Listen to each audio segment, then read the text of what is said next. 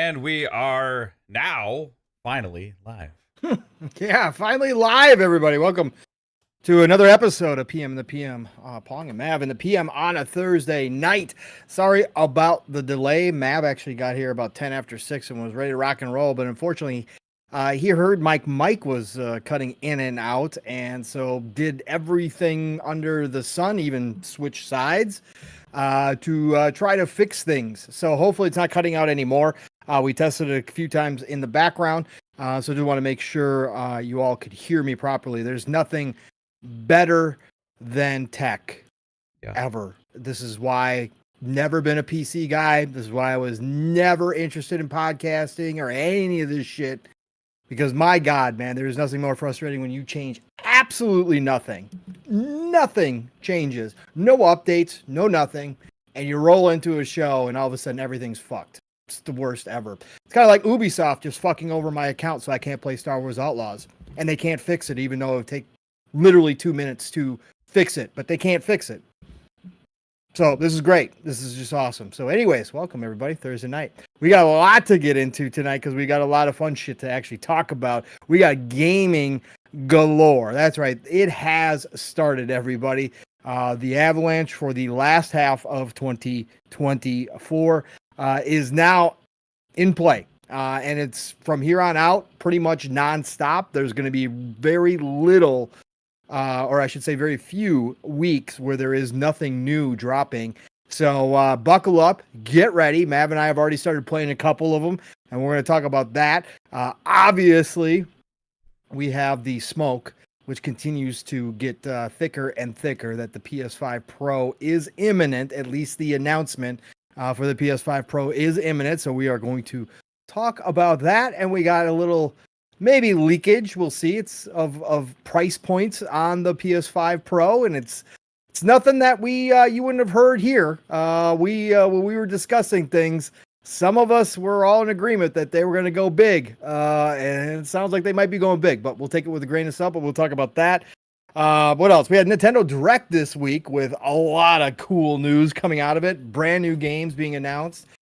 Some of them going multi-plat as well. So we're going to talk about that. So yeah, everybody, I hope you've been having one hell of a freaking week. This week, coming off of Gamers Christmas number 2, which was last week in Gamescom. But I hope you're all having a great one. And thanks for tuning in tonight to another episode of Pong and Mav in the PM. But we got to get to my co-host, who is formerly known as Sniffles. For the time being, we are going to shelve the Sniffles nickname. It will be back because there's no doubt he will once again be a big baby about having a stuffy nose and have to take a week off. So we will bring it back when appropriate, when he is on his deathbed. But for the time being, he is just Fun Speculation, a.k.a. Mav, the CEO of the Fun Speculation Network. Mav, how the hell you doing, brother? How's your week been? Well, it was going great. Oh. And now you had to go and remind me of the whole Sniffles torment that I had to endure for weeks. Well, yeah, it's on the shelf though. You're fine. Yeah, I'm good now. Right now. Yeah, you're good. You're good. Just don't be a big baby and don't get sick. We don't have to bring it out again. It's so funny. It's a good incentive for you to take care of yourself. The way you fuck with me like that, like it reminds me of my actual older brother, like who just gives me shit all the time when we're like together, like and you're like the same age pretty much. So okay, all right, I'll be your it just fits, man. I guess you old fuck. But anyway, yeah. I know what I am. I have zero issues. Go for it. No, man, dude, I've been good. I've been playing lots of different games and stuff lately, man. Last night I did finally delve into Age of Mythology Retold. You did? Yeah, I went ahead and ended up picking it up, and man, it's glorious, bro. Absolutely glorious. Been playing some. Also had streamed the first kind of, I'll say, prologue-ish kind of moments of Star Wars Outlaws. First like 90 minutes or so of that the other day.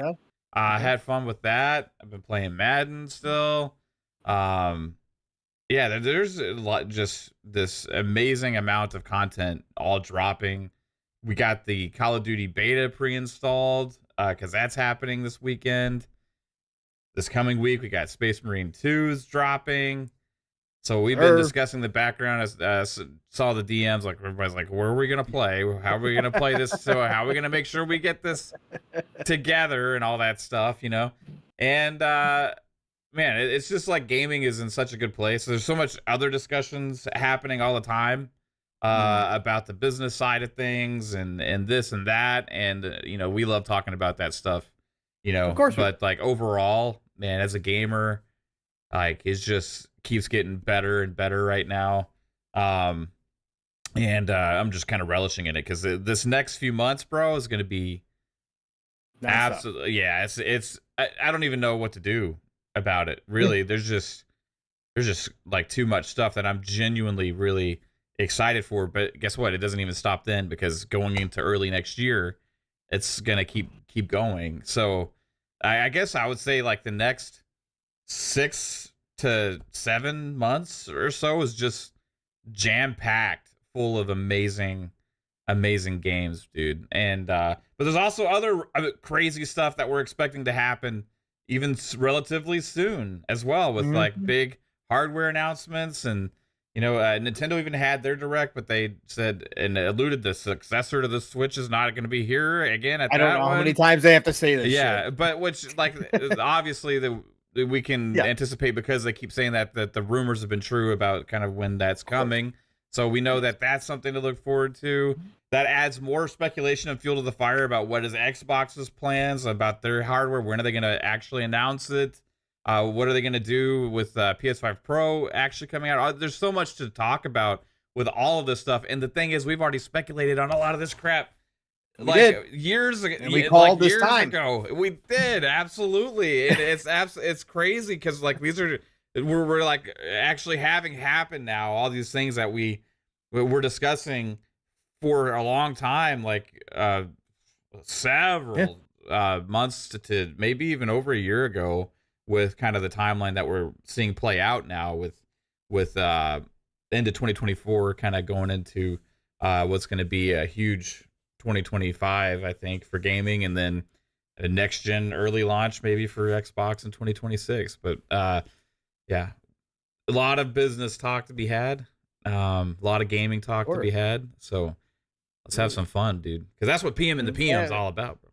That's what we do here, man. We do actually talk a lot of fucking gaming compared to a lot of places. Me and Steel talk a lot of gaming on Saturday mornings too. But compared to a lot of shows, man, we do focus on the gaming, and we got a lot. So, yeah, man. I actually took a break from First Descendant this week, which kind of disappointed me, but I had to. I don't know. I had to take a break for a minute because the new season's dropping. I was grinding towards that VS a haircut, but I just knew it was going to take me too long, and with my schedule, I couldn't pull it off. So I was like, you know what? Let's go do some other stuff while we wait for Age. And of course, I was waiting on Star Wars Outlaws, assuming that I was going to be able to pop into that on Monday night, like everybody else. So I went and did the correct thing. I signed up for Ubisoft Plus, like I told you all I was going to do, the premium version, so I could get early access. No big deal. I'm like, you know what? Probably will pop into Assassin's Creed Mirage in the meantime, since I haven't had a chance to check that out. Maybe Avatar. I was already planning it all out. I was like, well, let's really check out Ubisoft Plus and see how their subscription service is. And, obviously, then get into Star Wars Outlaws.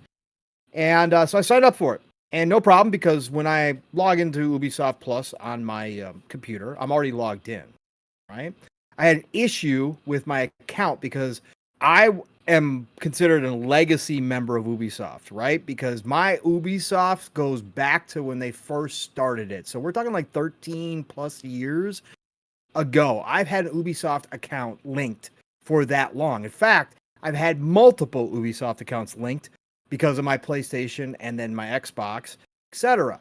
So I had a problem a few months ago. God, I don't remember how long ago, maybe 6 months ago, with my Ubisoft account trying to log in.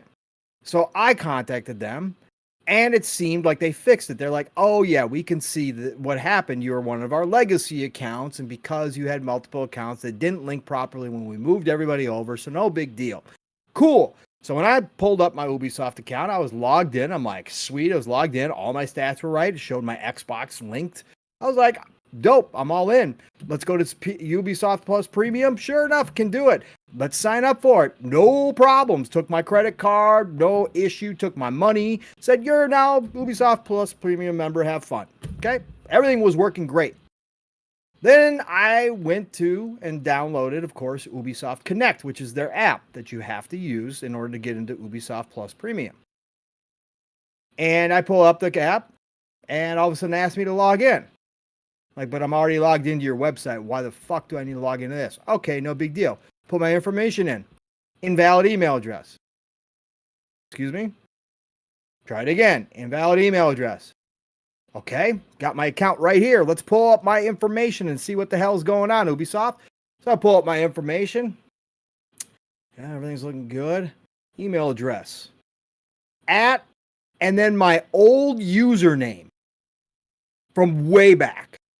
And that's all my email address was. @ and my username. Not even a full recognizable email address. Okay. What am I supposed to do?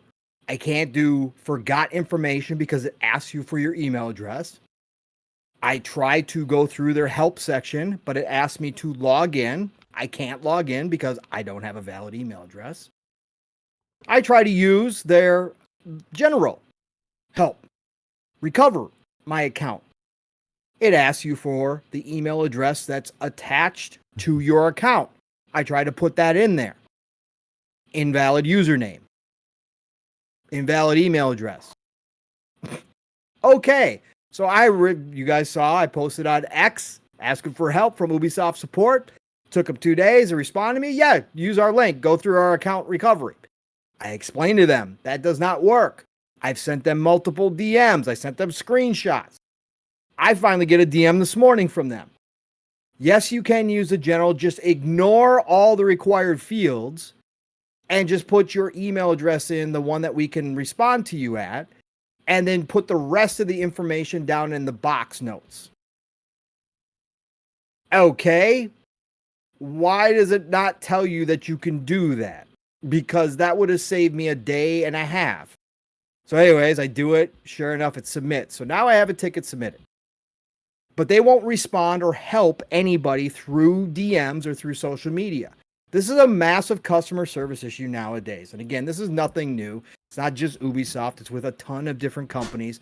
The fact that we went away from phone calls, the fact that we went away from a live help for a lot of companies is the huge problem here. Again, this is a 2-minute max, 3-minute max fix. They just have to go in and put my full information in the email field. That's all they have to do. Make it an actual email, my actual email address, and fix what their system did, and I could access, right? I could access everything. That's simple. But here we are now, day 4, and I still don't have access, even though I signed up for Ubisoft Plus Premium. This is what's stupid about this. So anyways, I did not get to play Star Wars Outlaws, obviously. So I said, okay, you know what? Let's try something else. So you guys know I've been buying PC. I've been buying a ton of stuff on different key websites on sales. Got a bunch of old stuff, got new stuff. I got everything in between. I fired up Remember Me, and I'm only going to talk about this for a second because I do want to talk about age here. But I fired up Remember Me. If you guys know what Remember Me is, this is a Capcom game from the 360 era. Don't Nod actually is the developer. This is one of Don't Nod's first games. And this is set in a sci-fi universe where it's about memories. And you are this agent who has the ability to mix up people's memories. And they captured you. You were a special agent. And they captured you and they wiped your memories. And now you've been freed. And your old partners and stuff are trying to bring you back. Because, of course, you got to take down the evil corporation. Remember Me, I started playing on 360. And I remember it being kind of cool because, of course, it's Don't Nod, so it's got a great story to it and great characters. But, of course, it was 360 generation, so it was kind of janky, whatever else. Of course, now I'm running on PC. Got a nice PC, and, of course, this is an old-ass game, so everything goes automatically to high all the way up. it actually still kind of holds up on PC. This is another great part about PC too, is when you go back and play old games. Some of them hold up pretty damn well. So I was having some fun with Remember Me. And I got to say, Capcom, now that you're in this whole thing of bringing back old IP, this might be one you might want to knock on Don't Nod's door and see if they want to go back to again. I think you guys could have something special with a Remember Me too. So very interesting title. Again, I had played a little bit on 360, but now that I started playing, I'm like, yeah, this is not bad at freaking all. So anyways, I was doing that earlier.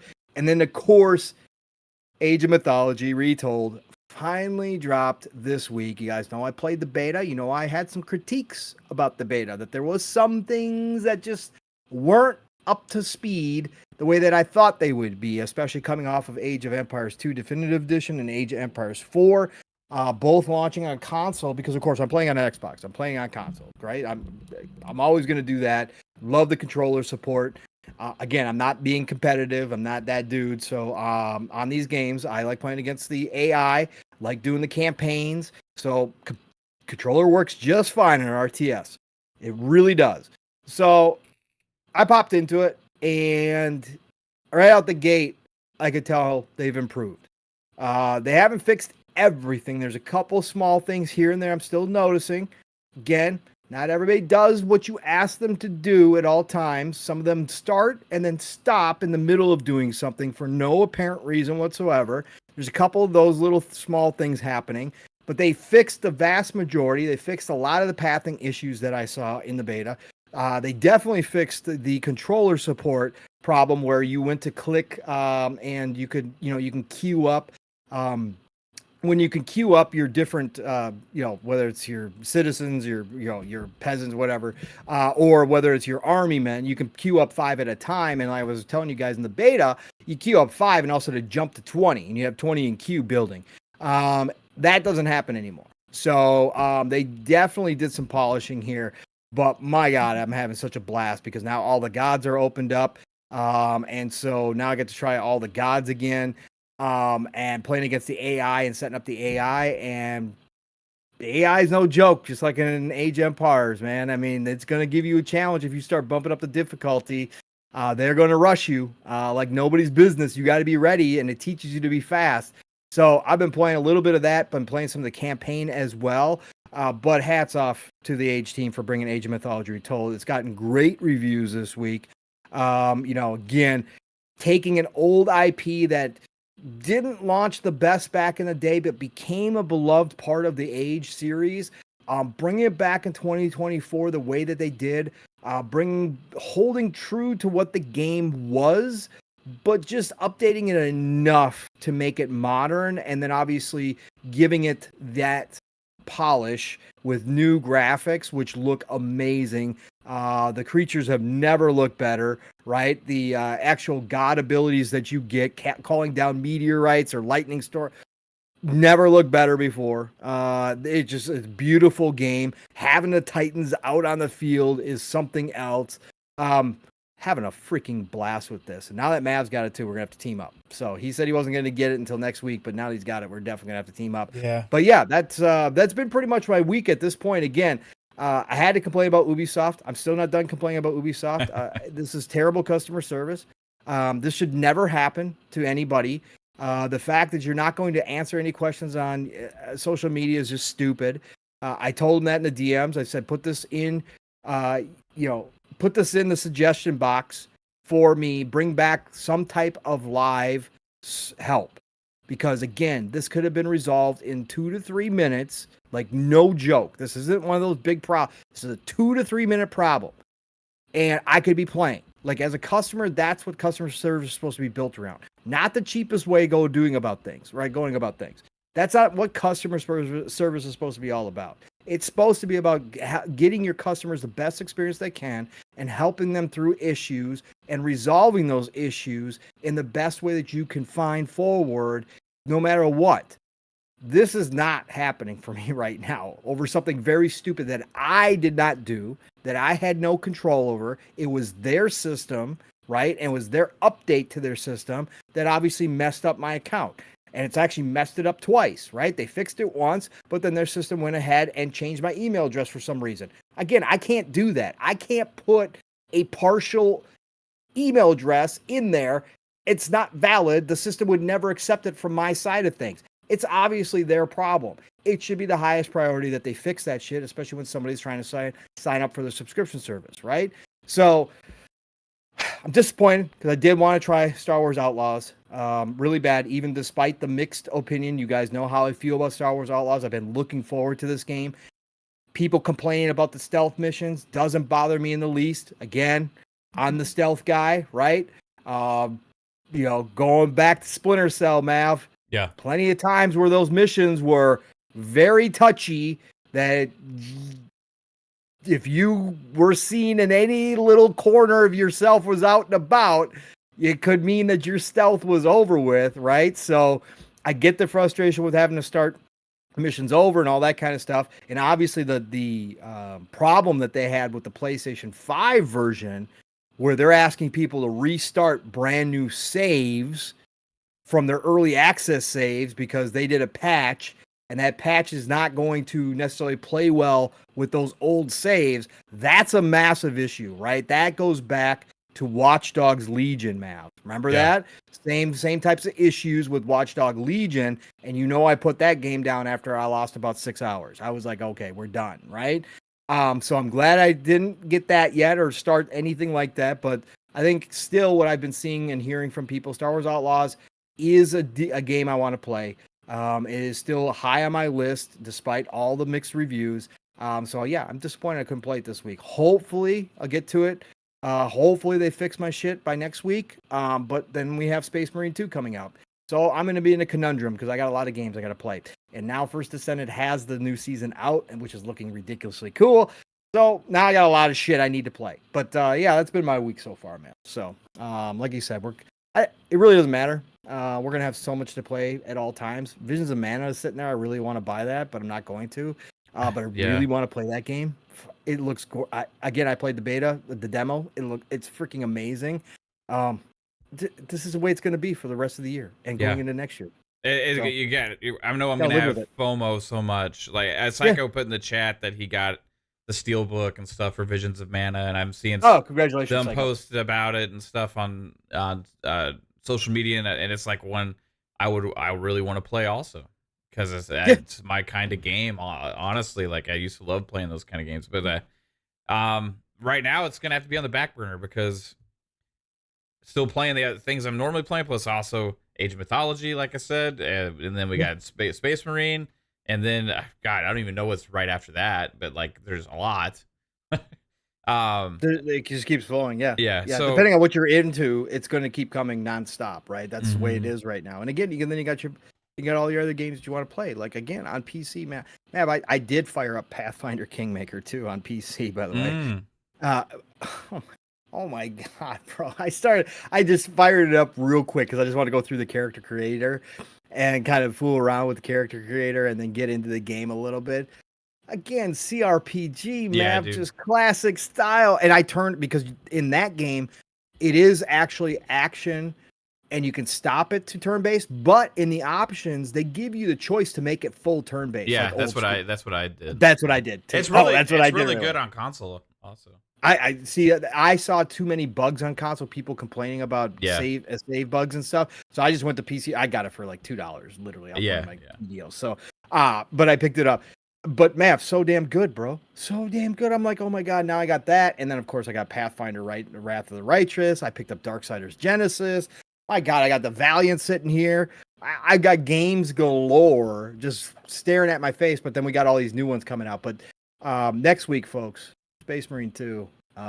When that drops, it drops on Thursday in early access. I'm going to be at work Thursday. Short week next week because we got Labor Day Monday. Happy Labor Day to everybody who celebrates and gets the day off. Labor Day Monday, and then I work Tuesday, Wednesday, and Thursday, and then I took Friday off. So Steele and I are locked in. Don't know who else is going to join us. Mav, maybe joining us Friday. We'll see if Mav's got to work or not. But Steele and I will be live streaming Friday as much as possible. He's got to pick up the girls from school. But we're going to be doing all day Space Marine 2 as much as possible. And We are right now planning on Saturday, instead of an actual living split screen, we are going to stream Space Marine 2. It is going to be Space Marine 2 heavy next week because we are fucking excited for that game. It just keeps getting better and better. So that's going to be next week. We're going to have a lot to talk about in Space Marine 2, and you guys can watch it. So it's going to be a lot of fun. Yeah.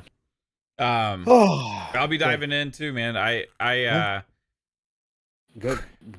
Age of Mythology it's been actually like exceeded my expectations so far, even beyond like the Age of Empires games and stuff. Like what they've done with console and kind of making it really even more simple than they've done with the changes that they've made and stuff over the other Age games. But it's, man, I gotta tell you, like I playing the campaign, and I ran into like one of the missions. I'm like, oh, this is not actually very easy. No.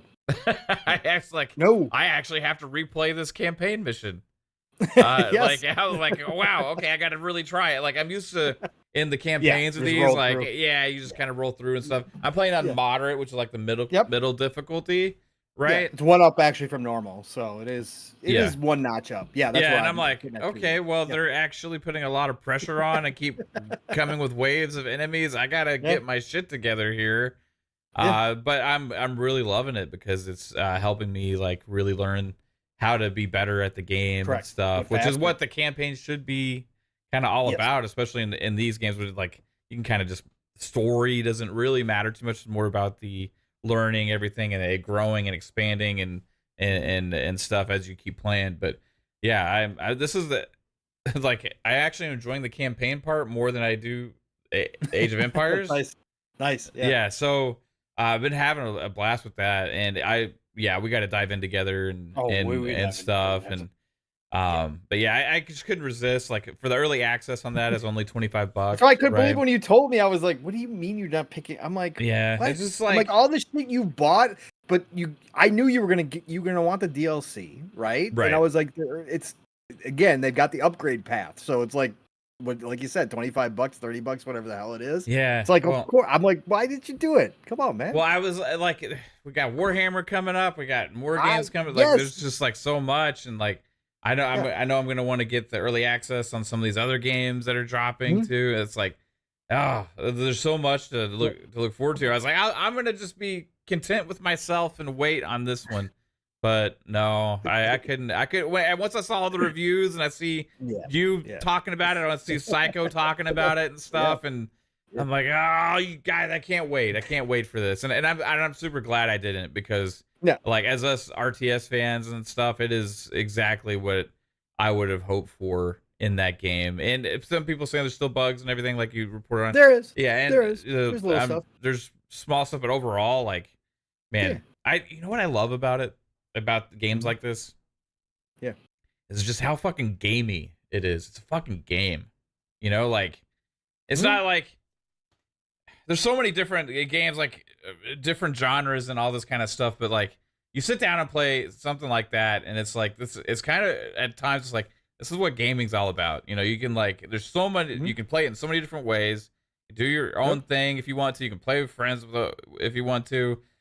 You can decide to play how you want and all these different ways. But you find your own fun within stuff with all these rules, right? Like. Yes. That's generally like what makes a game a game. Like, and you know, there's a lot of games that are like, hey, it's a story-based thing, cinematic, and that's the immersion is kind of the experience, like a Hellblade 2, right? And then there's like something like this where you like if you want to, this is like could be all you ever play for like 2 years, and you could still be happy. You know what I mean? Like. I just love that. I love that genre, and like I've been playing a lot of Command and Conquer lately and stuff. So I'm kind of like really getting back into Tempest Rising later this year. Yeah, which is really high on my list, and I'm just really getting back into my like RTS. Like, it's man, we're fucking. This is the golden age, dude. Who would have? I swear this generation for me and you specifically to have this many RTSs coming to console.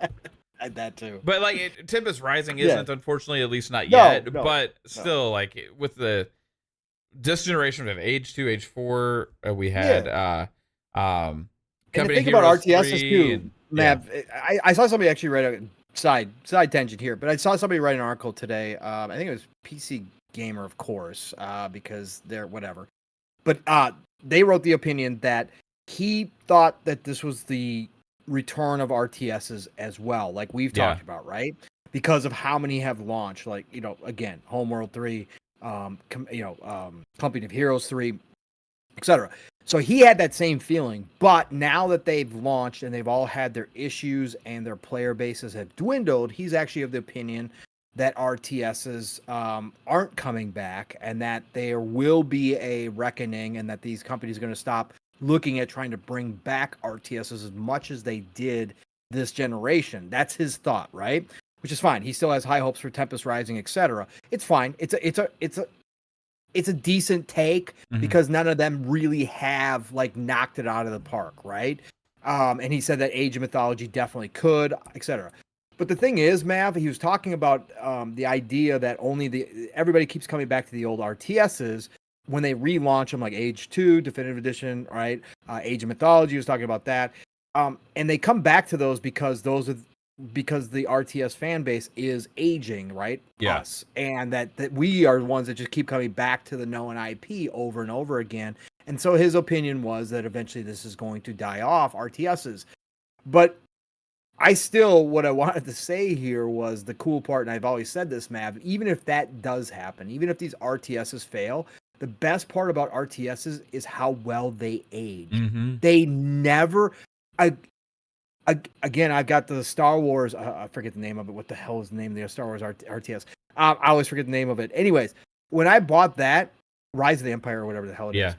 When I bought that and fired it up, yeah, it's old, but the game plays just like it would pretty much nowadays without obviously controller support because they didn't have controller support back then. But the game itself still plays well, Mav. And again, on modern hardware, you turn everything cranked up and sure, yeah, it's not like what I've been playing recently on some of this great, these great new RTSs.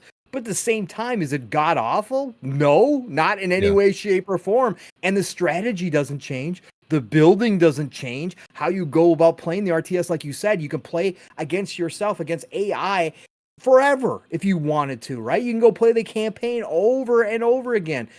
These games, once they're made, they're going to live forever, man. So even if we do have a point where RTSs disappear again and only, a couple here or there are ever made, forever these games are all going to be available to you and I, and they're never going to be bad because they're all really good. Yeah. Right? They're really, just because they didn't find maybe the footing that the developers wanted or the publishers did, we can still enjoy them forever because they're going to be around. And we can team up and play against AI for freaking as long as we ever want to. It doesn't matter. And it's interesting, though, the one publisher has been praising how well the RTSs have been doing has actually been at Microsoft and Xbox. Yes.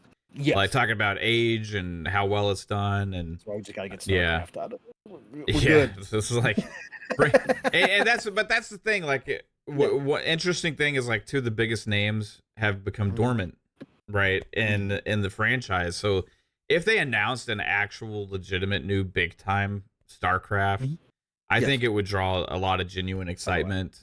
Same thing with Command and Conquer. Like if they actually brought that back fully, like a full-fledged big time Command and Conquer, like Red Alert, whatever, Red Alert 4 or Red Alert something, whatever they want to call it, or I think they could do a lot of great things. But we'll see. I think that too many have given up on the genre, and but what we're getting now, even with the smaller budgets or like smaller teams and stuff, like it's something like Saber Interactive and 3D Realms doing the Tempest Rising game is like, but the production value we experienced when we tried that out is like, wow, looks amazing. And I'm really hopeful that those games do find some success for sure. But as if they exist, I'm good. That's what I'm saying. Yeah. And we're gonna get a Total War Star Wars, so that will always exist once they drop that. Oh my god! And Aura, I think, is gonna be something that is gonna find an audience.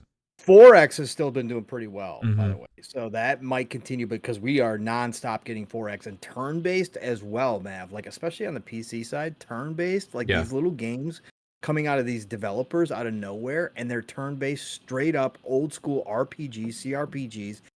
Fucking amazing, bro. Oh, by the way, speaking of turn-based, did you see the new stuff from that Obscura 33? Yes. Yeah, we're talking about it. Yes, I posted it, the game. new gameplay. Oh, bro. Yeah.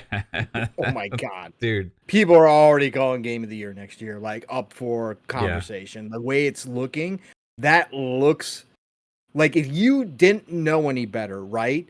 You would think that that was peak Square Enix team. Yeah. Working on like a Final Fantasy turn-based style, like in a different world, right? Like they were taking Final Fantasy in a different world. You could squint your eyes, and I'm talking about their high-end stuff, right? Again, I'm not talking about necessarily like recent Square Enix. I'm just talking about their high-end stuff. You could squint your eyes and convince yourself that that's a Square Enix game in a lot of ways by the way it looks and the way it feels. But yes, I saw it, Mav, and the combination that you're going to be able to parry. And if you're good enough, they said on level 1 you can take on end bosses if you're good enough. Okay, all right. But you're telling me that if I want to try to go Souls, I can go Souls. Okay, but otherwise I can do it the classic style and power up, and obviously maybe even get OP. But yeah, man, that is looking like the perfect mix in a unique story, in a unique world that we haven't seen before. Again, from a French developer. It's going to be different, man. It's going to be so cool. Yeah, it looks like when I was younger, what I would imagine that the traditional JRPGs would turn into eventually. Yeah. Right? Yeah. Correct. That's where I was going. Yeah, that's exactly what you would think. That turn-based mixed with the ability to have some live action in there as well. And obviously some of the Final Fantasies tried something to that effect as well. And it worked really well. A lot of people loved it, right? And a lot of people have called for them to come back. And obviously, we know they've gone completely the opposite with 16. But this might be maybe the pusher where maybe some of those JRPG developers look at it and go, okay, we could do something like that, and the fans really love it if it comes out to obviously wide acclaim and big success next year. But this has the makings, Mav, and it's gonna be in Game Pass, which is incredible, bro. What a W because they get the whole lead up to this. Everybody keeps saying, "Oh yeah, it's in Game Pass." Oh, that's right, Xbox got this one. Yeah, that could be one of those lead up. One of those games that really takes off with hype next year too, as it gets closer, and they'll be able to. We always say like they got to get on those games early on, the ones that are going to hit, so you don't run into like issues like Black Myth Wukong and stuff like that, where they're in their situation now, which has even become more apparent what's happened. So like if they get in on these and like, okay, well that's one we need to invest in, that's one like, and sometimes it seems like Xbox is doing multiple deals with the same publishers, right? Like, hey, multi game deal for Game Pass or all this other kind of stuff, right? But it seems like they kind of luck out sometimes on some of these games, like Stalker too, even though it's had all the delays and everything that's been going on with it, I think is genuinely from a good part of the community actually generating quite a bit of hype now, especially since Gamescom and what people had experienced there has gotten a lot of positive comments and stuff. So that's a big one that they struck early on, right? Some of them that they have made those deals for just were good games that didn't end up becoming amazing things, but some of them are going to be remembered as like, hey, those were fantastic games. And one that I think is kind of going to be one of those games that's like, oh, that was a special game, even though it kind of like went by and a lot of people didn't really talk about too much, was Path of the Goddess, right? I think that's going to live on, was like kind of a cult classic for like generations because it's so unique and special and high quality, right? So they strike gold on some of these deals early on with some of these publishers, man. And Liza P, they struck gold on Liza P too. That's another one. Yep. For some reasons, some of them don't get the amount of praise as some other games that are AA or indie do or whatever. But I think Obscura is going to be one that takes it to another level next year with some hype. Because I see people that are those JRPG fans and all that kind of stuff, like really taking notice and being like, "Wow, I've been waiting for a game like this," So. Yep. No, I agree wholeheartedly. Brett Bingham says he's waiting for StarCraft Empire Earth Definitive Edition console ports and ARA port to Xbox. Yeah, again, like Mav said, the one publisher who is all in that's seeing big results from RTSs is Microsoft. Yep. So at Xbox. So the chances now that they own, again, if you say, well, so many RTSs are trying to come back and they just really haven't been doing well. If you're Xbox and you're looking at your numbers on Age, all the ages that you've done, and it sounds like Age of Mythology is going to do very well as well. And you sit there on StarCraft, you're telling me you're not going to trust your instincts and say, yeah, but StarCraft is a little like StarCraft. Yeah. Let's pull the trigger on StarCraft. I think you pull the trigger on StarCraft for sure. What's funny is like we talk about like what Xbox does and has with their games. Like we talk about RTSs and how they're successful with that. It's like, remember when everybody was like Game Pass is going to kill the chance for them to have variety. It was going to make everything just specific kinds of games, and they're only going to focus on these things. But like when you look at first party publishers and platform holders, what Xbox has done and what they have going forward, the amount of variety of genre and different kinds of games to play, and some of this is through acquisitions too, adding to their portfolio.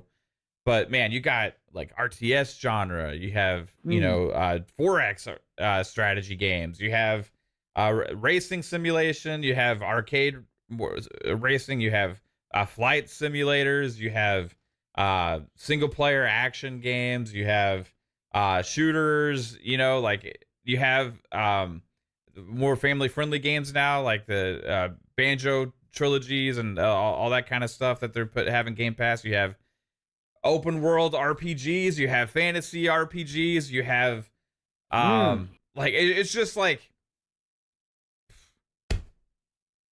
tons. You have JRPGs. I mean, like they have just so much in the Game Pass library through first party and third party deals and stuff. That's just like runs the gamut of what we talked about early on with what their strategy would be, and that's variety, appealing to tons of different kinds of gamers, man, and lots of great experiences. I mean, we're next year gonna get to look forward to Avowed, and Fable in the same year.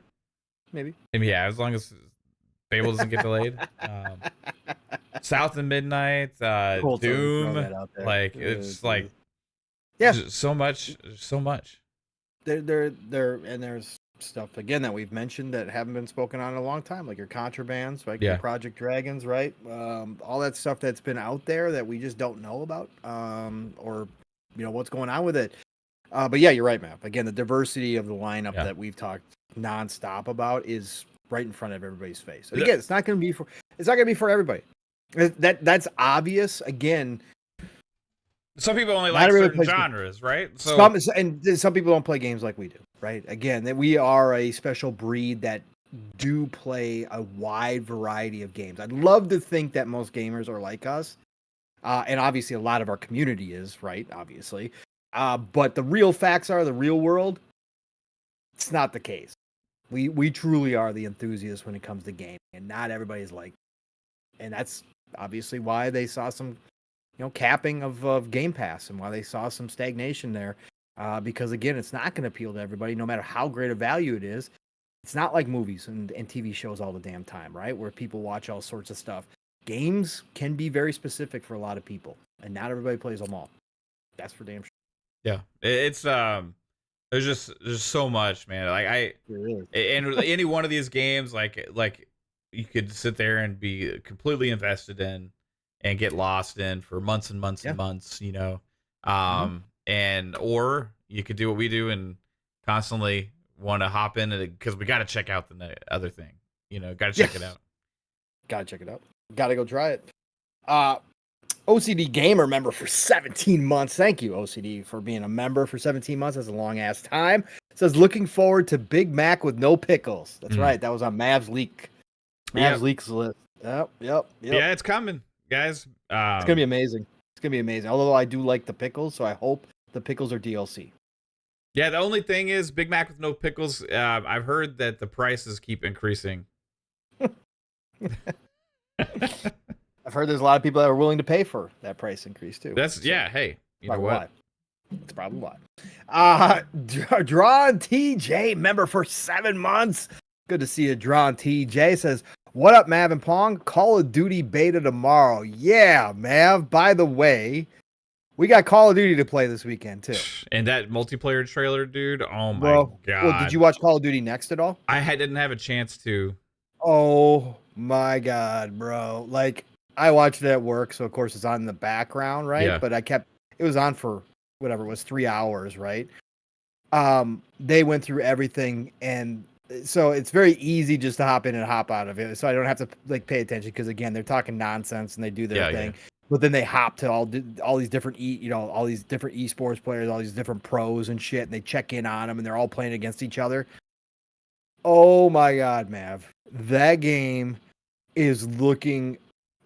Yeah, I think this might be the actual next leap for Call of Duty. Bro. Like again, every year, like we say, like again, ever since I got back in since Modern Warfare 2, right? Then I was like, okay, all right, they got me back again. Like I've been hyped, and it's been really good. And I put more hours over the past couple of years in Call of Duty than I had for like the previous 5 combined, just playing with you guys and stuff too. But yeah, this one here with this Omni movement, it's not going to be for everybody. The pros were admitting when they were being interviewed that there's going to be skill gaps with the Omni movement for damn sure. Mm-hmm. But it does change dramatically how the game is played. Like if you are going to, and you naturally use it, like they said, it's not something you necessarily, you have to get used to it, but it's kind of intuitive on how it works. And so you just kind of get used to it as you're playing. And so they're all saying that like everybody's going to have fun with Omni movement for the most part. But it really does change the matches. But the maps that they showed, and I think they had like, I think they were playing on like 6 of them at Next, I want to say, all looked different.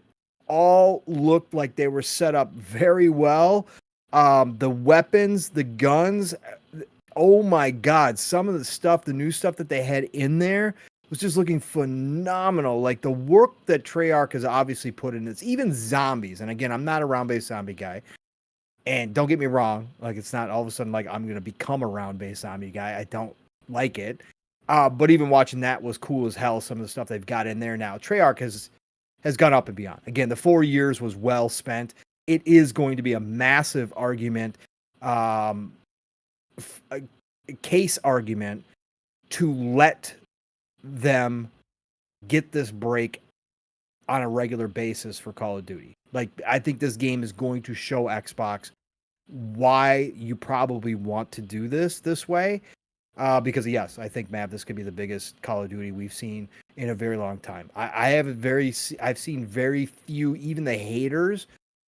There'll always be haters out there on anything that's this big, but I've even seen them be awfully quiet this time around because of how many people are genuinely interested. Again, nobody knows for sure until you get your hands on the controller, but people are just genuinely interested and excited to get this game. And the fact that everybody gets to play it, and us as Game Pass Ultimate subscribers get the early beta access as well, alongside everybody else. The fact that they've got the upgrade path. I picked up the $30 for the Vault Edition, man.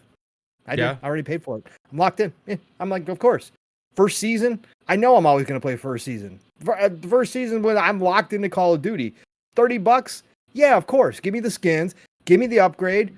Absolutely. I'm rocking and rolling. The beta, you get to play with the Vault skins, by the way, too, if you pre-order it. So yeah, I'm locked in, man. But yeah, this is looking special, and Call of Duty Next, of course, is a big production every single year. But man, this year had a little different energy to it. It was pretty damn cool, man. Yeah, I need to go back and watch. I know that they added the mechanic where you can you like grab somebody as a human shield, you know. And they're adding the old Splinter Cell, like talk crap to them while you're holding them. It's gonna be open mic. Man. Somebody shared a clip of there's a older lady that plays at those events. Yeah, grandma. Grandma. Yeah. Call of Duty grandma. Yeah. Yes. It's just, dude. It's so much fun bringing back that like ultra kind of fun competitiveness to multiplayer shooters, right? That's something that Call of Duty's always been kind of the best at over the last how long, right? And I think this game is going to bring this energy back that kind of been missing for a little while from COD. Yeah, it certainly could be. Calorie disagrees. Calorie says, I'm super into COD, Pro Scene, and the Call of Duty content creators, so I watch a lot of the next event and all the positive vibes outside of zombies mode being a bit lackluster. So, okay, so So I saw Charlie Intel make a post about this, and it was saying that based on what they've shown, there was one zombies map or whatever that it looks like is more for like the enthusiasts of zombies, and then one more for the casuals of zombies. So far that certainly they've shown that he thought that they thought that they would be more interested in per group or whatever. I'll be curious. Call of Duty is one of those titles, Mav, gets judged differently than everything else. How many other games, just like your Halo, just like your Gears, bring to the table what Call of Duty does, right? All in one package. Very few. And that's even without, if you want to even talk about Warzone being thrown in there, which is the biggest mode, and people are really excited to see what they're doing with Warzone. And actually, some of the pros, you could tell they were like a little hesitant, like nervous, like how Omni Movement was going to change the entire experience of Warzone, because people know they're going to get caught. Yeah. Like it's gonna be toxic in there with the Omni Movement. It's bad. Like I saw some dudes, the way they were moving around the map and jumping and diving and headshotting people, I was like, oh god, bro, this is gonna get ugly. But it's gonna be fun. At the same, it is a change, right? It is a change. But it'll be interesting to see how Treyarch pulls it all together. Not everything has to be perfect day one. But I think Treyarch's 4 years, again, have been well spent. It's showing off, and so far from what we've seen, if not everything's perfect, the zombies doesn't hit quite right, they got time. They'll fix it. They'll get it right. They got more maps coming. They got more shit to show. They said they weren't showing everything. So it'll be interesting. Oh, Mav, we have already talked to an hour. We have already gone way off the beaten path. We have already included bits and pieces of some of our topics tonight. Let me get the chat shouted out, and let's get down to business, because I don't have all freaking night either. So, but I definitely want to talk to you because we got a lot to get into, man, and there's a lot of exciting stuff happening. But this is why I love our shows, bro, because we came in here talking games, man. That's what it's all about. We got more. We got actually more. And I saw somebody bring up Refantasio too, which is getting high marks across the freaking board. Ridiculously high marks from everybody who had a chance hands-on at Gamescom. So looks awesome. Like Atlas has got another one, baby. Like a big-time winner. Could be a brand new franchise. This is what I wanted to see Atlas make, because it's more my style than the no high school, right, man? No going to school. Yeah. Like you hate the school. I don't know why. I don't either. But I hated school in real life. I don't want to be there in a video game. I don't know. All right, that's fine. All right, chat. You guys have been amazing. Hanging out with us for an hour already. It should have been an hour and a half, but we were a late start tonight. Again, appreciate you all showing up here. Already over 100 people in here. Thank you so much for that.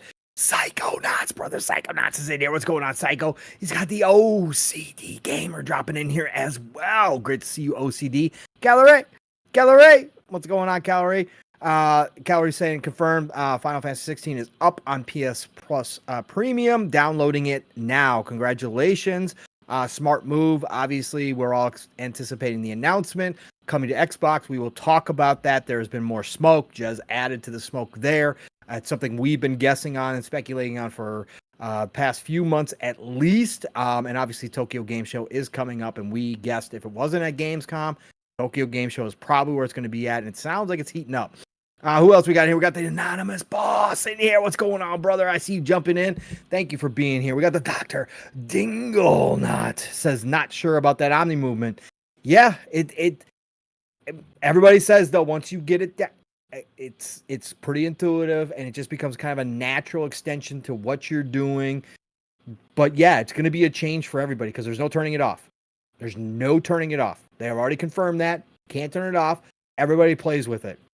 So if you hate it, you're going to wind up hating it. But everybody was kind of excited about it. So we'll see.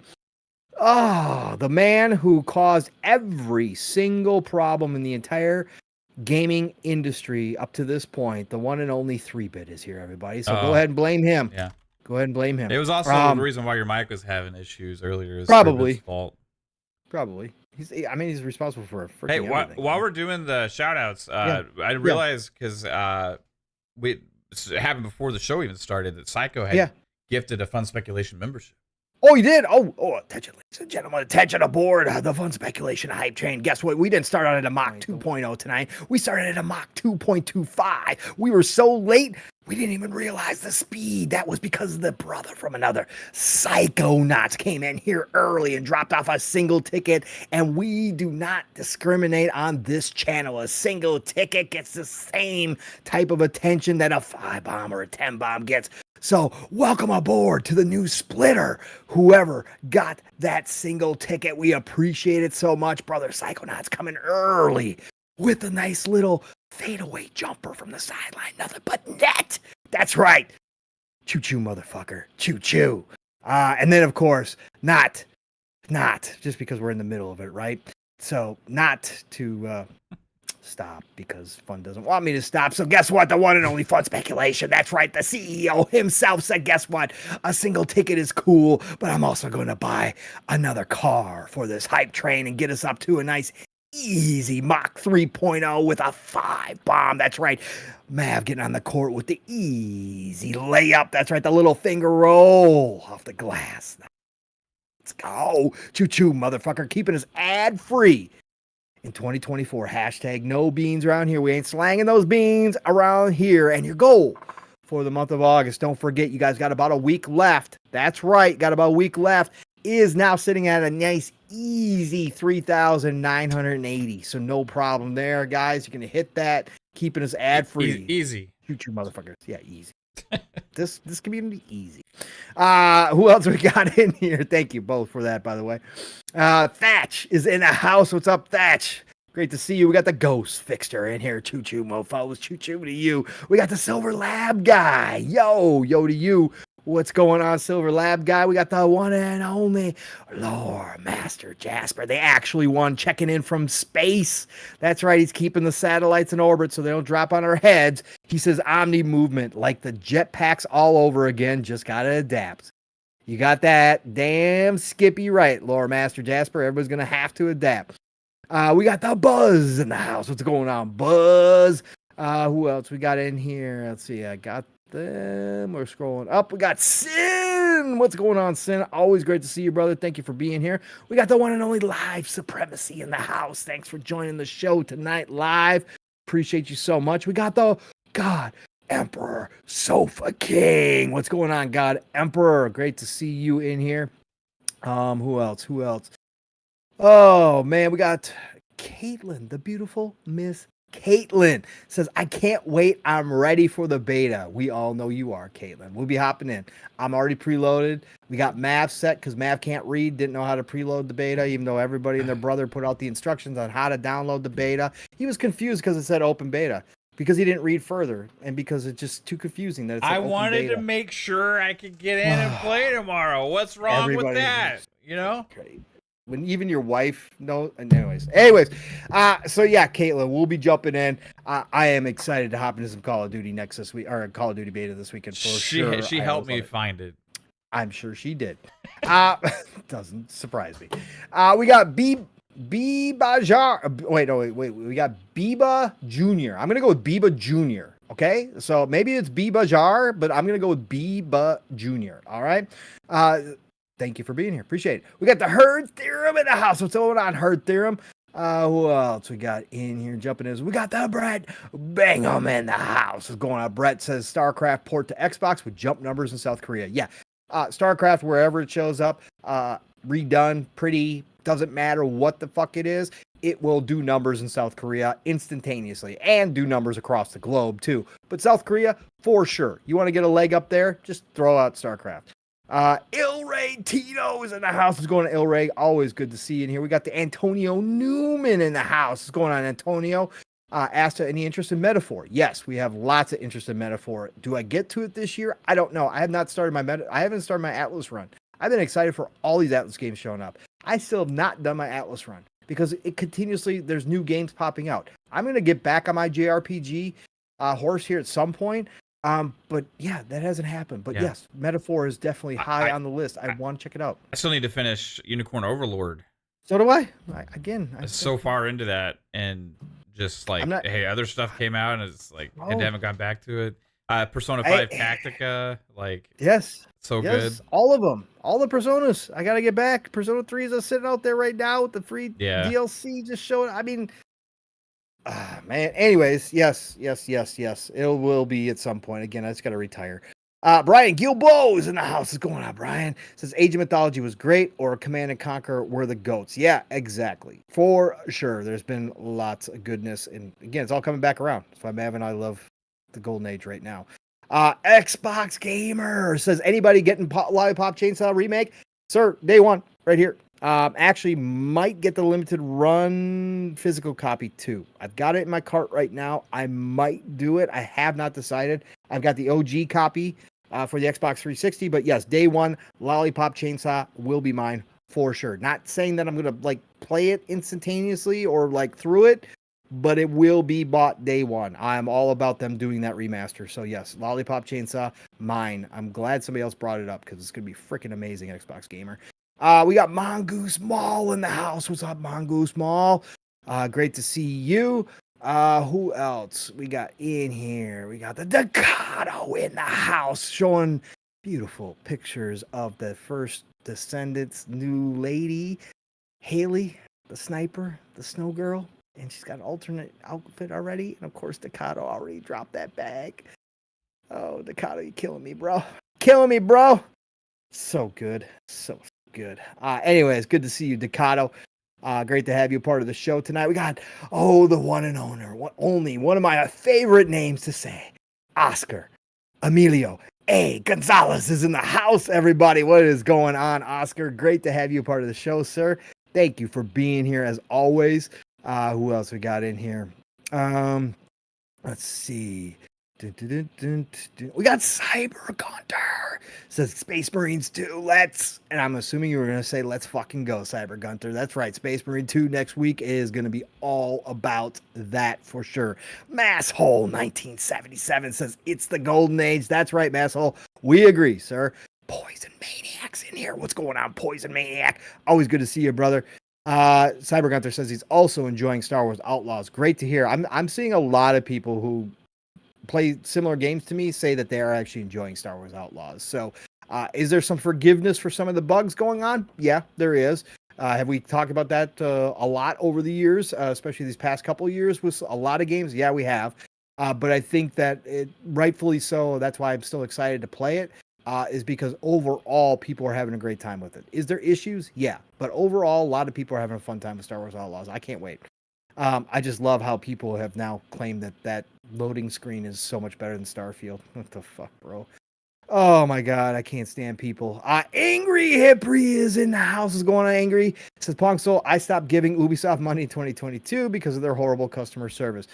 Angry, and if they really screw this up, Angry, I thought about this the other day. Would I stop buying Ubisoft games if they really screw me over here and they don't fix this situation? Yeah, I probably would. Like, I think I could. They are my fast food, and I would miss, obviously, Assassin's Creed. I would miss Star Wars Outlaws. I'd miss the next Division and all that kind of stuff. But could I get pissed off enough at Ubisoft that I would stop buying their shit? Yeah, I could. If they really mess around with me here, I'm kind of in that age where I'm old and cranky. So yeah, that could happen, Angry Hippie. I could become an angry hickey.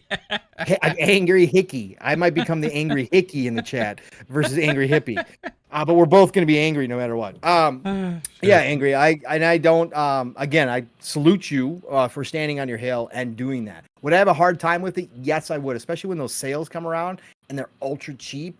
Like, I would say I probably justified to myself why I buy one. But yeah, Ubisoft could piss me off enough where I might join you in that boat. Yeah. I think that's as far back as I can go. Do we have anybody down? Jago6, I see you jumping in here. Hello, fellow gamers. Hello to you. Jessica Wrangle in the house says, hello, boys. Hello to you as well. Thank you for dropping on in here. We got the Nam Omar in the house. What's going on, Nam? Always good to see you, brother. We got the Mexum in the house. Says, yo to you. Hey, we got the one and only BT Maverick 707. Yo, BT Maverick. Always great to have you a part of the show, sir. Who else? Did I miss anybody else? I think that's it. I think we got all caught up now, Mav. So we can get the actual show time. Guess who? I see you jumping in here. Guess who? 107. Thank you for joining the show as well. Over an hour in, and we're just finished with the shout outs. Again, stealing our 2 hours in usually when we start doing this shit. Jesus. Anyways, that's why I love sitting down with both of you guys, because this is how we roll, man. That's why you're two of my favorite people in the entire world, because this is just what we do. But we did talk like a lot of stuff. I mean, just like Steel and I, we talk a lot of shit, man. We talk gaming stuff. It's not just nonsense. We're not just bullshitting. So yeah, let's get down to it, man. Let's just dive into it, man. Let's get into the PS5 stuff here real quick. Let's open it up, since we had a nice big long intro where we talked a lot of gaming. Let's get into the PS5 Pro. There's still people claiming that this is bullshit. There's people that don't believe this at all. There are people that believe that it was actually internally canceled by Hiroki Totoki, and that they're not going to drop the PS5 Pro anymore, and that they're going to move towards next gen early, much like we believe Xbox is. But then there is all of the smoke. And we are now in a community that wants to disparage insiders and not believe anybody, and hates insiders and all this kind of shit too. Well, Mav and I don't hate insiders. We actually enjoy a lot of them. We actually still have confidence in a lot of them. Not all of them are always 100%, because no insider is. Not all of them are real. Some of them are just total bullshit artists who do very good at that. But there are definitely some people who have some good smoke. And I would consider Grub one of those people. And he came out earlier this week, Mav, and stated that at Gamescom, it was just the open secret that the PS5 Pro was right around the corner. Right. That everybody was whispering about it. Everybody was mentioning it without coming out and actually saying it out loud, right? So the PS5 Pro was definitely the hot topic at Gamescom behind the scenes for the developers and publishers. We've heard in the past that a lot of devs have kits already. Some people are saying that they haven't seen them yet, but plenty of people have said some of the bigger people do have them.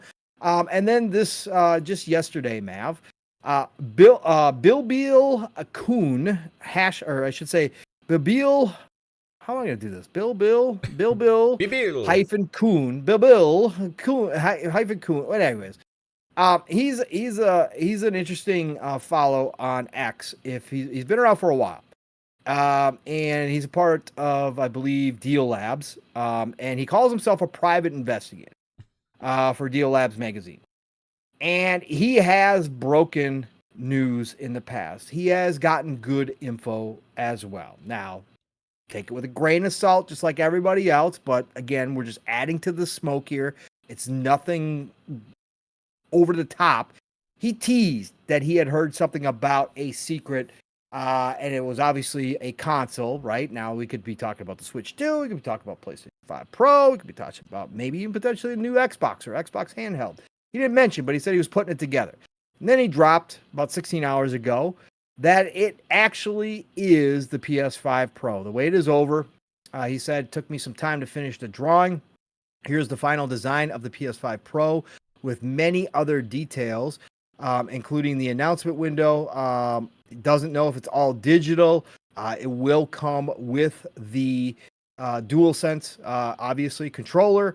As always, the article itself is in French, because that's where Deal Labs is from, is a French article. So you had to translate to read some of this stuff.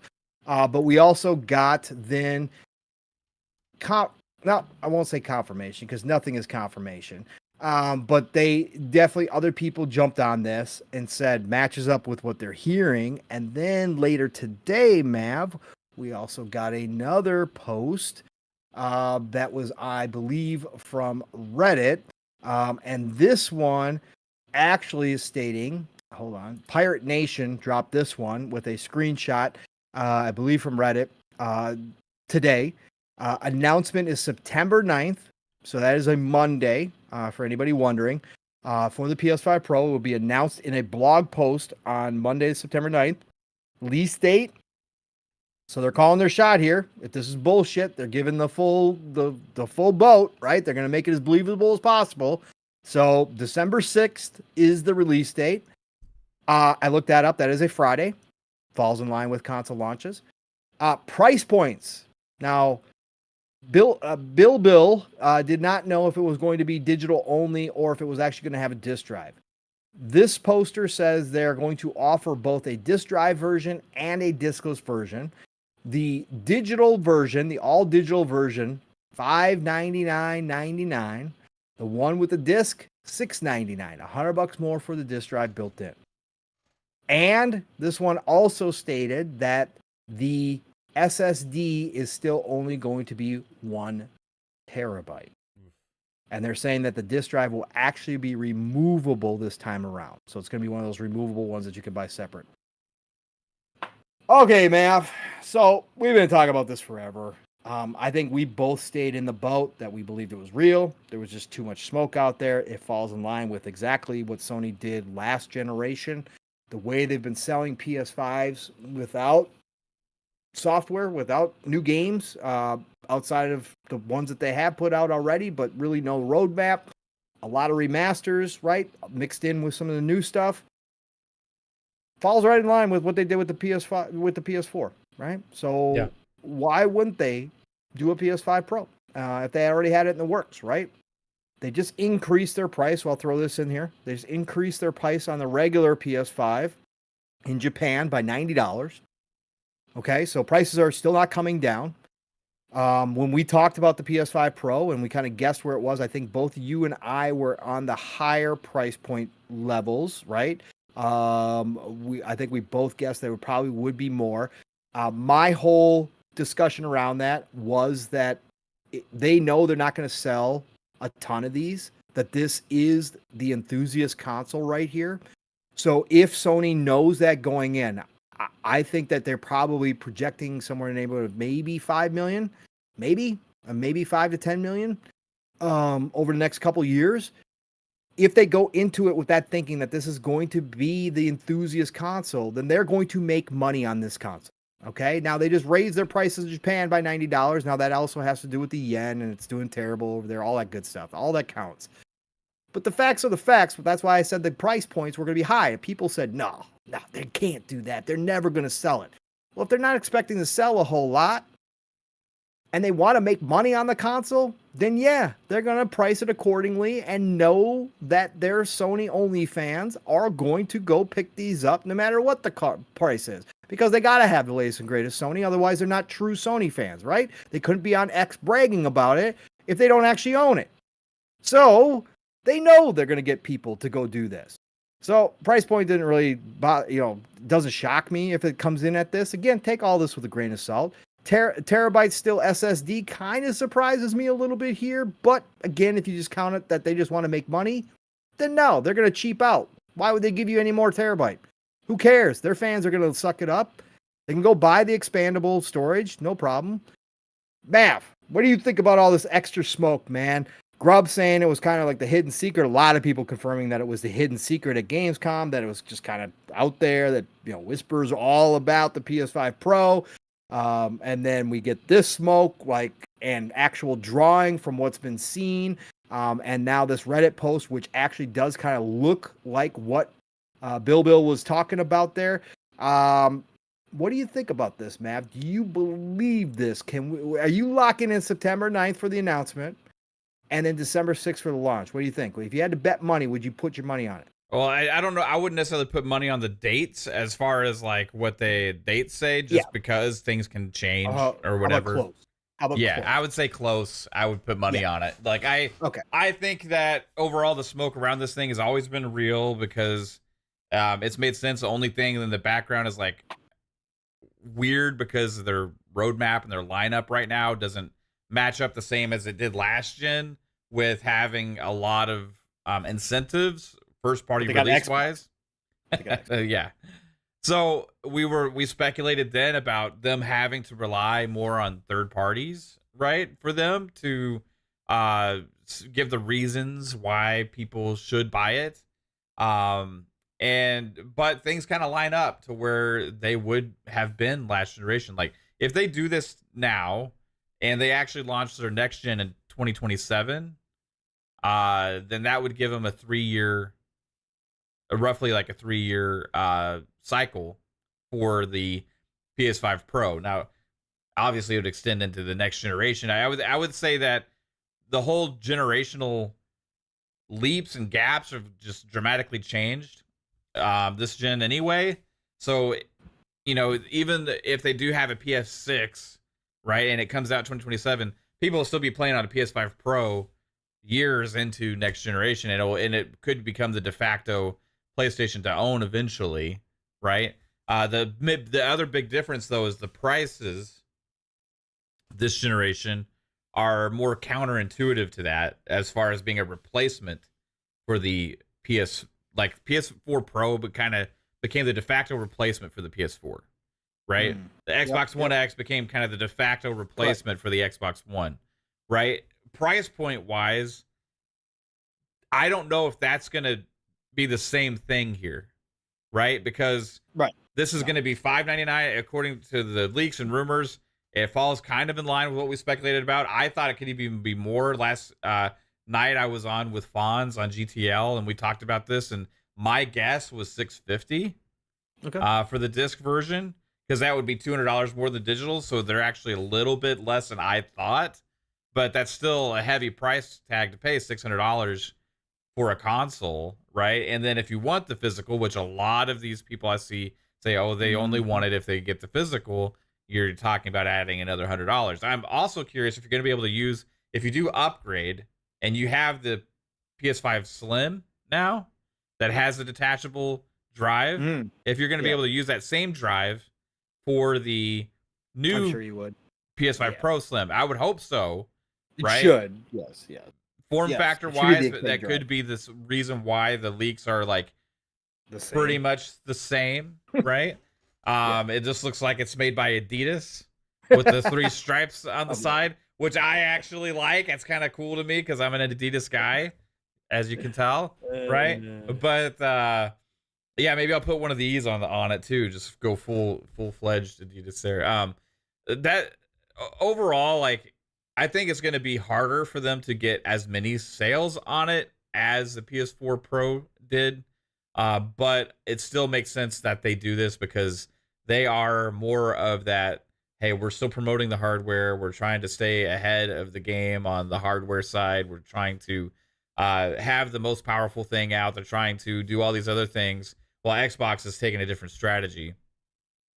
And I think ultimately it's going to be interesting to see this like time period, right, where this exists and Xbox is still in last gen. As much as PlayStation's already kind of killing Xbox in sales, this is coming at a time when Xbox is going to have their roadmap start dropping like crazy, right? Right. And PlayStation really doesn't have anything necessarily super exciting in the near future, but they're going to have the high-end console they're going to be marketing all the third parties with, right? So the other thing is, like, what is this show when they reveal, or one of the leaks actually said they're just going to reveal it in a blog post. Like, this is just going to be a blog post, right? That's supposedly the blog post, and then let me just throw this in there. The blog post should coincide with something, right? Yeah, not necessarily, because let me think. Let's think about this, right? So, blog post announces on Monday, the 9th of, the 9th of September, right? So you get the blog post, you get everybody excited. PS5 Pro's real, blah blah blah. I'll be follow this up because this falls in line with what you were just talking about, right, Mav? So Grubb also this week did report on what he's heard Sony's going to do. They're not going to do a showcase. They are going to do another state of play at the end, around the end of September, right? And here's what's going to show up. He thought it could include the PS5 Pro with the release date, but obviously if they do the blog post first, then they'll show off the actual console and stuff at this showcase, right? Hogwarts Legacy Director's Cut, which would obviously have the PS5 Pro, probably additives to it, right? The leaked Marvel Spider-Man 2 DLC, which was Venom, I believe, right, Mav?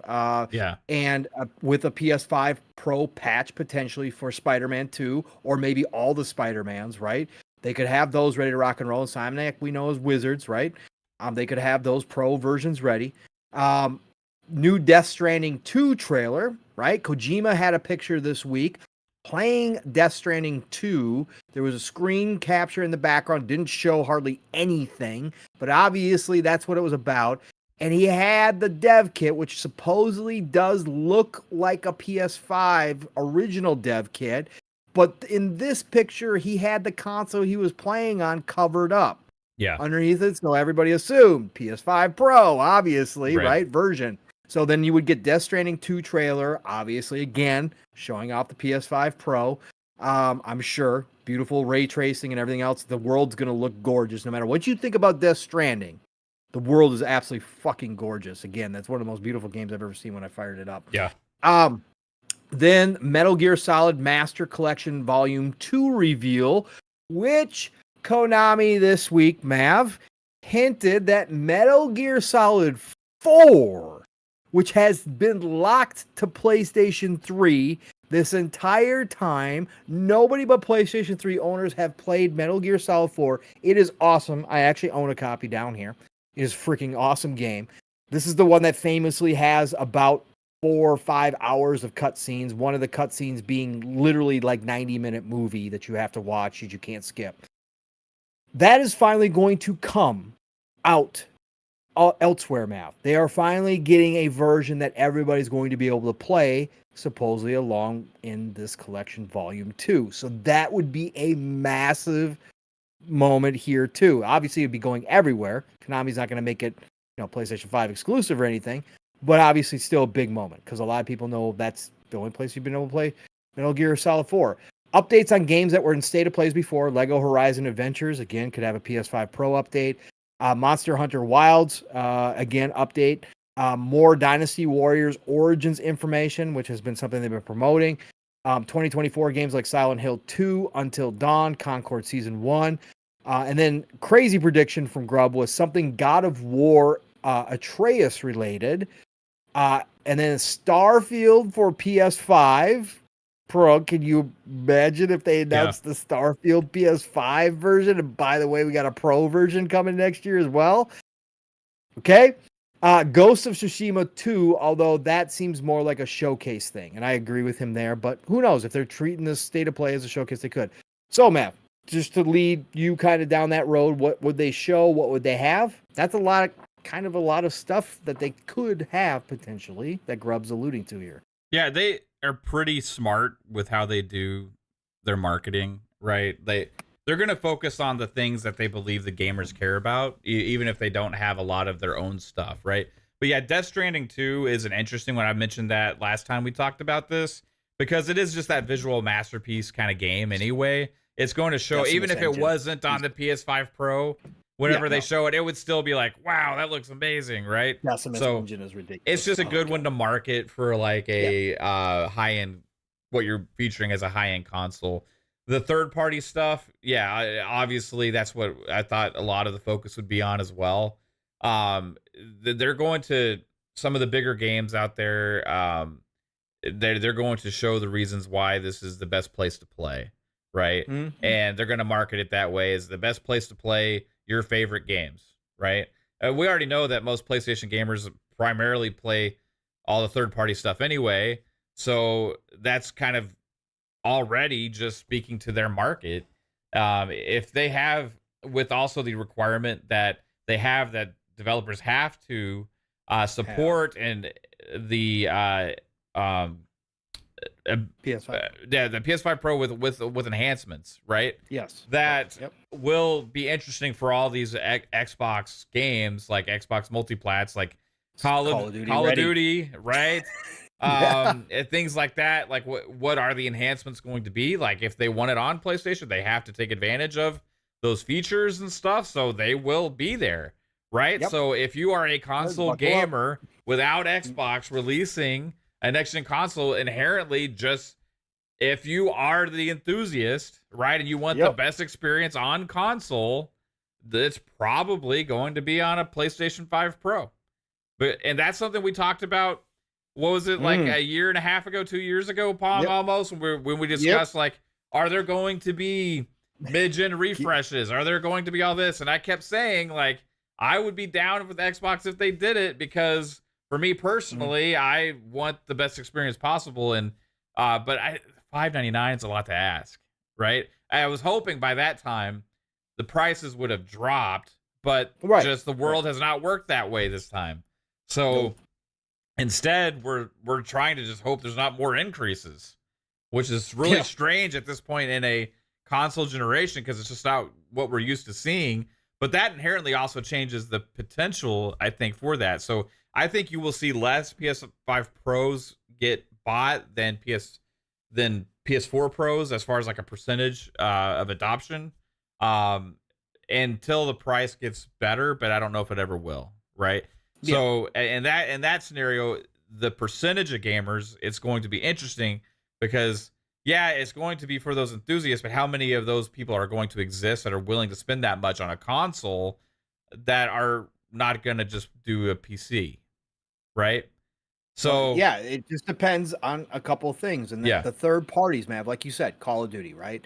NBA 2K, right? GTA. GTA is going to be massive. We've talked about even if it can't do 60 frames, even if it's only 30 versus 30.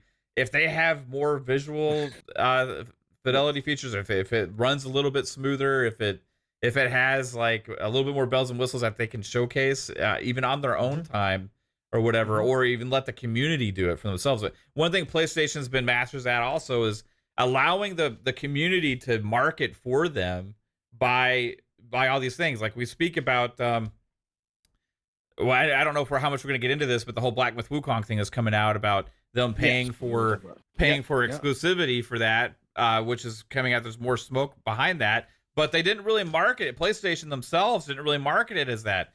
So why would they not? So you have to look at it like, okay, is this part of the deal that they're not allowed to really shout from the rooftops that they made this deal? Or are they trying to make it look like this game just can't run on Xbox?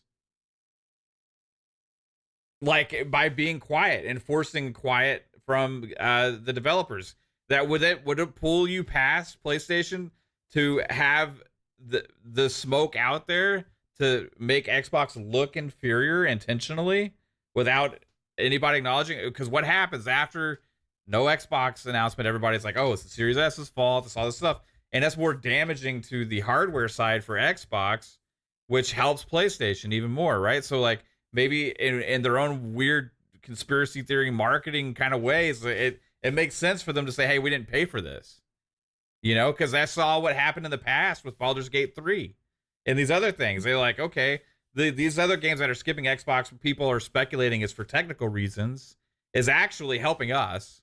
So if we do this behind the scenes on a game that's crazily highly anticipated, like a Black Myth Wukong, and just don't say anything about it, it's just going to create the same smoke that happened last year, which is helping PlayStation and hurting Xbox. It wouldn't pull it past me whatsoever for them to do that. And like PlayStation's just always been masters of the marketing with controlling the narrative of the fan base and the communities to make themselves seem above and beyond what the other people are doing. And that's what they're going to do with the PS5 Pro with their marketing strategy, because they don't have that roadmap like they had last generation to have like concretely this next year we have like 3 or 4 massive, huge single player adventure focused story based games that PlayStation's all about. Like this is what they say. This is, I'm kind of speaking their own marketing terms. They don't have that huge lineup within the next year like they did in 2016, right? So they're going to have to be more creative, and I think they're going to do that. I think they're going to keep making more deals. I think they're going to showcase how superior it is and stuff like that. And I think it's going to be something that maybe even if PS5 Pro only has a smaller percentage of adoption rate, still the marketing impact for PlayStation in general could be larger and worth it for them to have this console out there, right? Because you could have 2 years.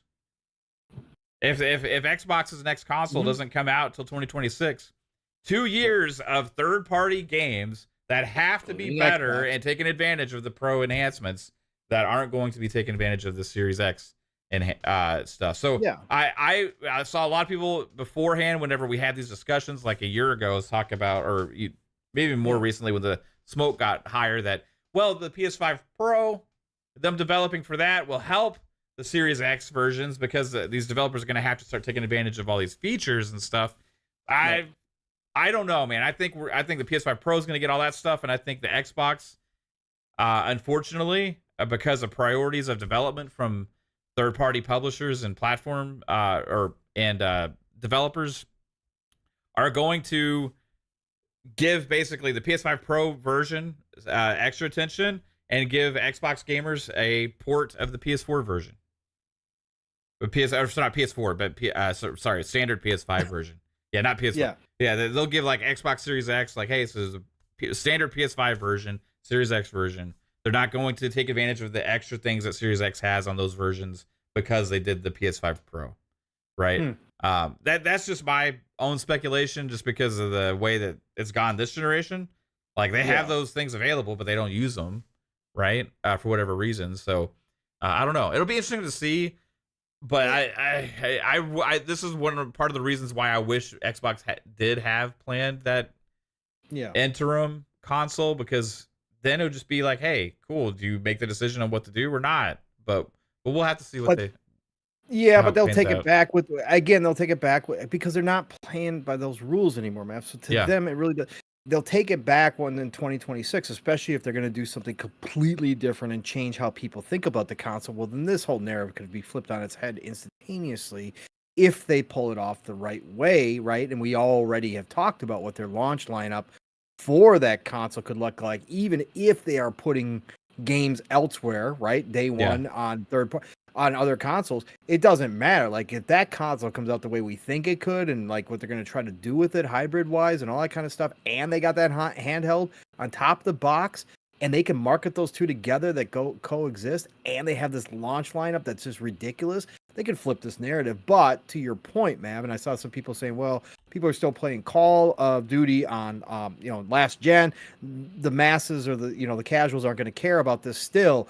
You're right, and I don't think that wasn't Mav's point. Mav's point was the capitalization of the talking points of the actual marketing, right? That people continue to see, right? This narrative pushed that the premium experience is on PlayStation, and even if the casuals and the masses don't invest in Madden or NBA having a pro version or Call of Duty having a pro version, again, when Grand Theft Auto 6 shows up, and it is current gen only, and you have your options of playing it on the Xbox Series X, the Xbox Series S, the PlayStation 5, or the PlayStation 5 Pro, and those people look to start switching, right, from last gen to go play the Grand Theft Auto because it is the unicorn that will do that the most, then that's when you say maybe that marketing that they had for the past year, it'll be about a year at that point with the PS5 Pro, maybe that does have some lasting impact, right? Now, on the flip side, Mav and I had this discussion, and Mav's actually the one who brought it up, and I will continue to push it because I thought it was a great point that I hadn't thought of. If the Xbox handheld comes out in the meantime, right, prior to 2026, the handheld shows up early, right, a version of the handheld, and it plays games natively. All of a sudden, now Xbox could have the only handheld that can play Grand Theft Auto 6 natively. Now, that would be an interesting counterpoint and would be very compelling to a large group of people to take GTA 6 on the go natively on a handheld. And so if Xbox can do that, then that would also be a wild card that could kind of flip the tables yet again. There's a lot into this. That's why we find this fascinating. But there is no doubt about it. Mav is on point when he talks about the PlayStation 5 Pro having a definite advantage and being able to hit those marketing beats, even if their first-party games aren't launching the way we're used to them launching, even if they're in this lull right now. PS5 Pro is going to remarket their older games with the new versions, just like we talked about that they would. But then those third parties are going to step up, just like the third parties, generally speaking, step up at the beginning of the generation and carry the beginning of the generation. Those third party companies are going to love to do this. They're going to love to be one of the few companies that has a big game with the PS5 Pro badging on it, and they know for a fact that when those gamers, those enthusiasts, go to drop that $600-700, let's assume those prices are roughly correct. When they go to drop that money, Mav, that their game is automatically going to be one of the first ones they buy alongside that console, right, to show it off. that is a huge moment, and it works at the beginning of a generation. It can work in the middle of a generation with a mid-gen refresh like this, and that's what Sony's going to lean heavily into, right? They are going to lean into that. We know their game plan. We know how they do things. They're going to have a couple new games ready to go in a relatively short period, but it's not going to be this onslaught of games. And then they're going to have a bunch of their old games updated, and then they're going to have the third-party lineups ready to rock and roll, and they are crossing their fingers. They are spinning around, clicking their heels. They're down on their knees praying that Strauss, right, and Rockstar do get out Grand Theft Auto 6 next year and don't push it to 2026, right? They are praying that happens because that will be a massive moment. So, anyways, that's your PS5 Pro smoke, everybody. No matter what, no matter where you are on this, whether you believe this is happening or that's not happening, we're getting close. Like something has to break one way or the other within the next month or so. And that's what it feels like is going on right now. And obviously we believe that it's going to happen. And we believe that they're getting ready to announce, but we're going to know very shortly, like their upcoming plans too, because they do have to have something, Mav. They do have to show something. Even if they're not going to do the hopes and dreams showcase like I thought they would, they're going to have another state of play like Rub's talking about, where they do give us an indication of what is going on and what they've, the couple things that they have in the works, and then their third party, partners that they have. But we are getting to that time point where one way or the other, we're going to find out. It's all good, man. We're going to have a lot to talk about. It's going to be fun. It's going to be fun. Yeah, it's interesting, like with the effects too. Like I was talking to Charlie Hustle, and a lot of people are just still worried about like the future of console hardware, especially like with Xbox, right? Because of all the stuff that's happening and stuff. And like for me, like part of this different strategy from Xbox is, and not having this and doing maybe the 2026 launch. Like, do you in general think? I'm curious where you are fit with this, with hardware future for consoles, right? Like, I think personally for me, I think Xbox gets one more generation, right? I think PlayStation maybe two, right? Possibly. And then Nintendo will be the last like kind of mainstay there. And PlayStation may even only get one more as well, but they're still behind in the whole multi ecosystem thing, right? But as far as like Xbox, we've already speculated for a long time that there may only be one more generation for console hardware for them, because if you look at it, like we're in 2024 right now, right? If we get a next gen launch in 2026 and that generation lasts for 6 to 8 years, or really, if we want to talk about it, the Xbox One generation, how long did it actually last? Going into this gen, it lasted for like 8 years, 9 years almost, before they really kind of dropped support and stuff.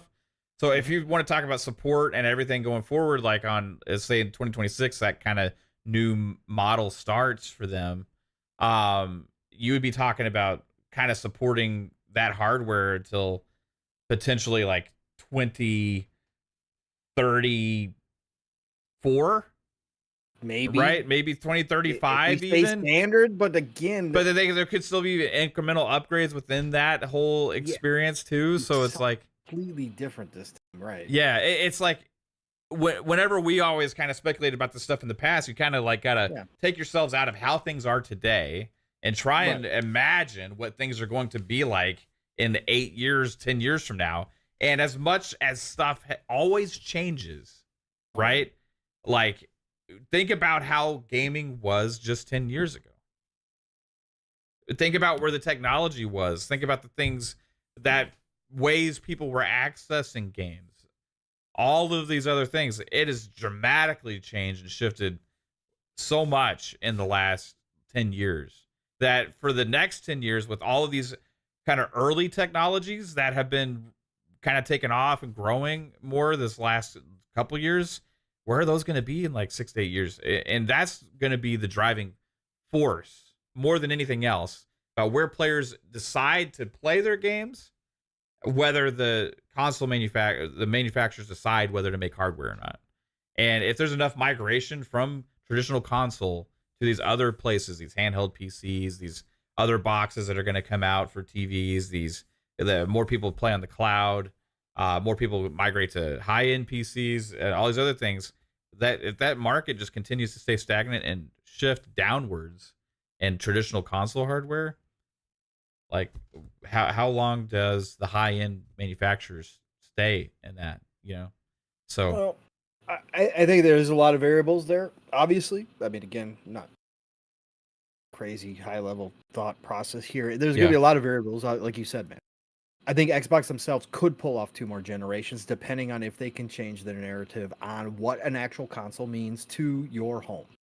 If they can go ahead and break through and crack that code that Steam tried to do with the Steam machines back in the day, if they can make this hybrid where it is actually a very convenient box that can play both PC and console type games, and doesn't give you any of the problems that PC does, and they can convince people that this is the way to go ahead and start playing games because it opens up storefronts that a lot of console players never had access to before and opens up potential, then I could see them going 2 more generations, right? Maybe even potentially, like you said, with technological leap, if they've got the box and they've got the handheld, but all of a sudden the handheld tech, because tech does what tech does and catches up, and all of a sudden you can build an all-in-one handheld that also dockable like the Switch 2, but to a different degree where it actually is all in one form factor. Like, doesn't matter. You just plug it to your TV, stream it to your TV. It's the exact same,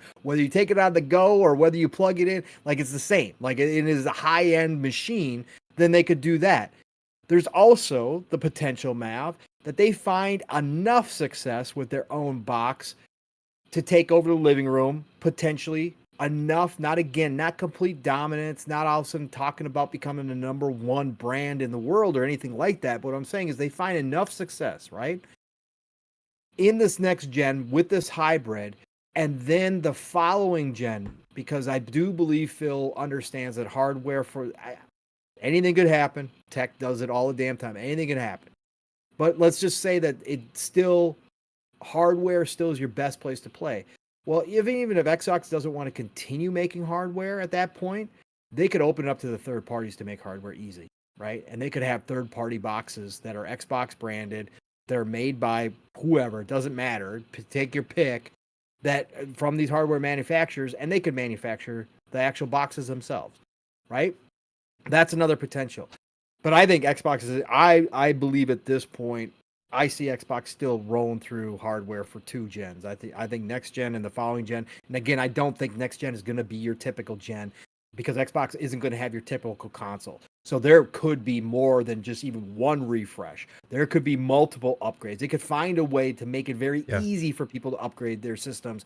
And we could see potentially that's like that kind of nice sweet spot between PC and console, and yet it's still somewhat upgradable, and they find a way to do that. AI could change it. AI itself could be upgradable because that can be upgradable through the cloud. AI all of a sudden could have greater capabilities than when they first launched the box, which in turn already gives you a power boost to your games, etc. There's so many different things and variables that could happen next gen, but I think we get 2 gens out of Xbox in particular before we could see it completely disappear. But generations also don't mean what they used to either. Right, that's what I'm saying. Yeah, it's like it's just the next upgrade, kind of, right? As opposed to like this is a whole new. Right. And we don't know if it's going to be 6 years, if it's going to be 4 years, if it's going to be 10 years, like you said, if it's going to be some mix, if it's if that doesn't even matter anymore, if it is just going to become a PC because we've got people with 10-year-old GPUs playing modern games out here on their PCs, right? Not the greatest experience, but they're still playing them. Maybe that's where Xbox is going. So they're just going to launch whenever they're ready. Stuff is new, great, but all this current stuff is still going to play on your old box too, just the same as we always have. But it's going to be more in line with PC, so they just continue to iterate it's just on their box. It's just interesting whenever I see people speculate a lot about this. The majority think about the future, but like as if things were the way today, right? Like, they can't do that because this is only so capable, or this is only so possible, or like this is only this or that. Like it's never gonna work, right? but like you got to put yourself in the different time and and place and think about the way it could possibly be is going to change how these companies make decisions. Like we never could have imagined the cloud that like it is now. Like it's even stuff like GeForce Now, like we could have never imagined like even way back in the day, like digital like libraries like we have now in gaming where you can like never could have even fathomed the gaming subscription like Game Pass, like actually existing with the publishers and stuff like that. We never could have imagined, hey, a cross-buy across PC and console and cross-save, cross-progression, or even cross-play between different platforms and stuff. Like these were always like pipe dreams, or like stuff that we all just it's not it's impossible, or like we're ways away from even being able to think about something like that. But like we can't imagine it and even fathom what things are going to be like in 8 to 10 years from now, because 8 to 10 years in the past, I would have never guessed that things are the way they are today. Right? Skynet could be self-aware. It's we could all be done. We could all be toast. We could be running from Terminators in 10 years. And that's why we speculate on this stuff, because it's really interesting to think, but we just have to take the cues and the hints that are being given to us by where the companies that do know where things are going more, what their shifts are and what they're doing, what they're talking about, right? And it seems like I think we heard that, Mav, to your point, right? That Phil just said that, right? You brought it up, I think, where he said that, the way that games are developed and distributed, right, is going to change, right? And people got to get used to that. It's going to be different. He said that in the interview, and then I'll go back to the point that I made about Keighley. I think the Game Awards, right? I think we might get a surprise announcement at the Game Awards from one of these companies or multiple of these companies or something, because if anybody listened to Keighley at the end of when was it? At the end of Gamescom, right? At the end of Gamescom, if you listen to his final sentences, right, when he was talking about stay tuned or tune into the Game Awards in December, blah blah blah, he said we're going to have a look at what games are going to be like over the next 10 years. Right? Or what the industry is going to be like over the next 10 years. Okay. And he said that nonchalantly kind of at the end. And I was like, wait a minute. He's already like advertising that they're going to have something big 10 years. Again, to Matt's point, that's almost a generation. That could be like almost a generation and a half, right? 10 years. That's like a long ass time. So what are we going to see at the Game Awards that could give us a clue, to Matt's point, where this is kind of going? Could Xbox show up at the Game Awards and tease some of their future hardware there and what it's going to be? I think it's a possibility, right? But 10 years is a long ass time, bro. Yeah. That's a long ass time, to your point. Like 2014, like to now? Yeah, with the amount of changes we've seen. Yeah. We're in 2 universes. So whatever. Yeah, and we even had a huge delay in between all that with COVID, causing like a slowdown in some of this stuff, right?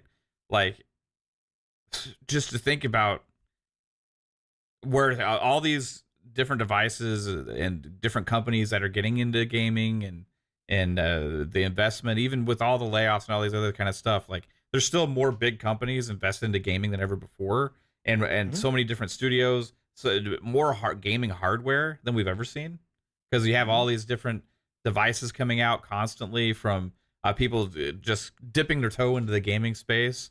But these are just the first iterations of these things, right? The ROG Allies, the Lenovo, or what's the LG Logitech G Cloud or whatever it was called. You had you had the Steam Deck, even like you just had like these are like, hey, they're setting the foundation for something that's going to continue to grow. The cloud is also in its kind of first major iteration, right? And it's going to continue to improve and get better. And it's interesting just to see the mobile gaming as well. Also gamers' habits, the people that are spending money on gaming, the younger crowd is going to get older and become more of the dominant player base. So these are all things that have an effect, and it's just something I only reason I'm bringing it up is because like whenever I see everybody talking about it, it's just there's a lot of factors that people don't consider with this stuff. Like, so something I really think that could be seen as like, this is a disadvantage in today's world. They're not living in today's world when they're making these decisions. They're living in the future, right? Because they're making decisions that are going to affect their future business, and we just don't ever think about that stuff. Like, maybe the decisions they're making today are actually more advantageous for where they're going in the future. No, that's right. Probably what they believe. 100%, and they could be wrong. Yeah, right. Yeah, they've been wrong in the past, 100%.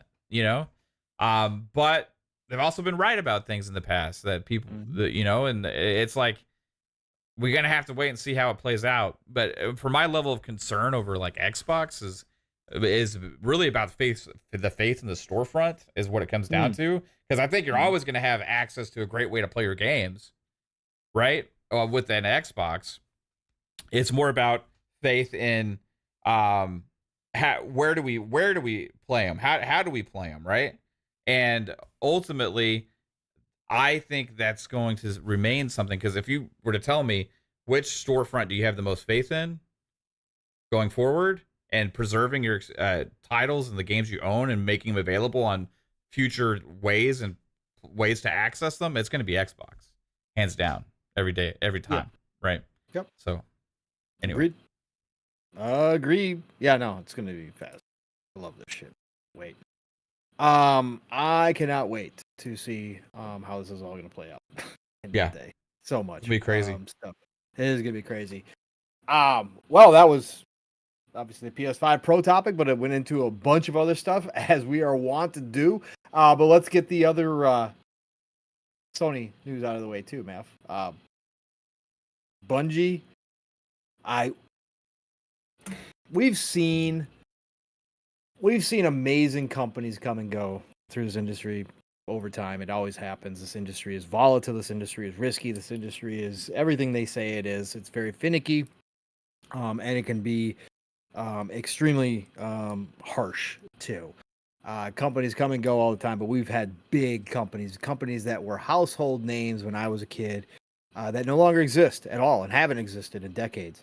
And Bungie, it's crazy to me though that we went from Bungie seemingly having figured it all out, right? Having obviously come from Halo and done what they did with Halo, and then leaving and starting Destiny, and then Destiny 1 not really hitting the way they want to, and then just going straight to Destiny 2, but that seemingly doing better, and they were on this high, and like millions of people playing Destiny 2, and even despite all the problems and people complaining about it, people came back to it and it seemed great.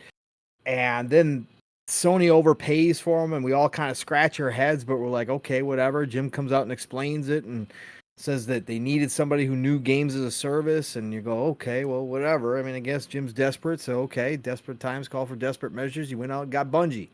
Great. What are they going to do? They got Marathon in the works, Mav. They got this other game in the works, plus Destiny 2. And it seemed like, okay, all right, well, great. Destiny, whatever. Bungie's now underneath PlayStation. Great. All right, sounds great. I mean, it's been a year, Mav. Yeah. This is like Bungie is like basically no more at this point. They are being absorbed into PlayStation as part of their contract, but then we get word this week, Mav. I mean, let's start here. Obviously, Jason Schreier, think what you want of the man, whatever. Gets the inside look. People reach out to him for whatever reason. He writes his books. He makes money. He makes posts when he wants to. Gets everybody riled up. But he made a post this week and wrote an article, Mav, from Bloomberg. Top director at Bungie employee Chris Barrett, one of the old guys, Mav. One of the old guys. This guy was the vet. One of the vets there. Was fired after misconduct investigation. Multiple women reported Barrett would ask them to play Truth or Dare. Basically, the story came out that he was making a whole group of women extremely uncomfortable with messages after work hours. And like, again, this is from Haz. Shout out to Haz, of course, for reporting. But Haz, put the one big one in there that he would ask him to play Truth or Dare. They felt uncomfortable because obviously he was in a position of great power and they weren't. And so, like, we know that doesn't fly these days at all. It's not cool. So this guy was basically creeping on a whole bunch of women at Bungie. And so he got fired. Well, he was the head of Marathon. Nav. And then Tom Henderson, of course, shout out to Tom, Insider Gaming. They did an article, but Tom himself put out his own tweet, quote tweeting their article, of course, promoting it. But he simply said, Mav, Marathon is so cooked. Not just this, talking about Chris being fired, right? But just everything I've heard. So it is sounding like, yeah, all of a sudden Bungie is just going to be no more, man. Like they're just going to disappear in the wind, and like we might still get Marathon, but there's word on the street that it's been way trimmed down from the scope that it was once going to be, that it's no longer a hero shooter, that they're just going to focus on like a couple maps, maybe one map, and then they're going to have like a season pass, and they're going to try to roll it out and see how people like it. Oh, Destiny 2 just had the final shape, like launch, and like a lot of people enjoyed it, Mav, and all of a sudden we're like, it feels like Bungie's just gone. It's weird, Mav. What do you think about the whole Bungie mismanagement? And again, call for what it is, man. This is PlayStation. We give Xbox the heat, and no, everybody didn't have any problems writing about Xbox and Microsoft screwing up Arcane and letting Redfall release the way it did. Again, we can get into the Concord stuff. Again, the hypocrisy's all out here for everybody. People can deny it. People can move goalposts. People can post the articles. People could try to say, oh, no, it just happens both ways. It's your own bias that creates this thought process. That's not true. The general attitude is completely different. So let's call this for what it is. Complete mismanagement. PlayStation's owned Bungie for over a year.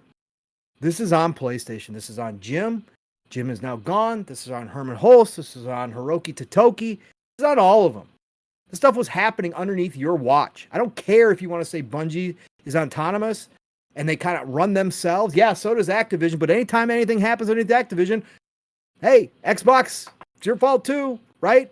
They're getting sued right now, right? The union, Ravens union is suing Xbox and Activision, saying they're not in good faith. So what happens to that company also happens to the parent company. So we're going to keep it even. This is mismanagement from PlayStation, bro. They let all this stuff happen underneath their watch. They overpaid $3 billion for a company that was on the brink, or at least seemingly a house of cards, and it didn't really seem like you had to dig too deep to see the problems and to see the cracks and to see all the ways that this could go very wrong. But it seems like Jim really just wanted to ignore all that and just get Bungie underneath the umbrella because big bad Microsoft was buying ABK. Not good, Mav. This is not good at all, bro. What do you think about all this shit, man? Oh, man, I think a lot of people owe 343 an apology. Just like in comparison, everybody was saying like, oh, like Bungie is way better and all these other kind of things for a long time. We look at what's going on now, like and really like, if you look at what everything Halo Infinite is and has become, is like really solid, you know, despite like it doesn't have the biggest player base, but they continue to support and have supported the game really well. And there's lots of amazing content there. And like Bungie can't figure out what they're going to do. Like they struggled mightily after being acquired. They they had to delay things a couple times.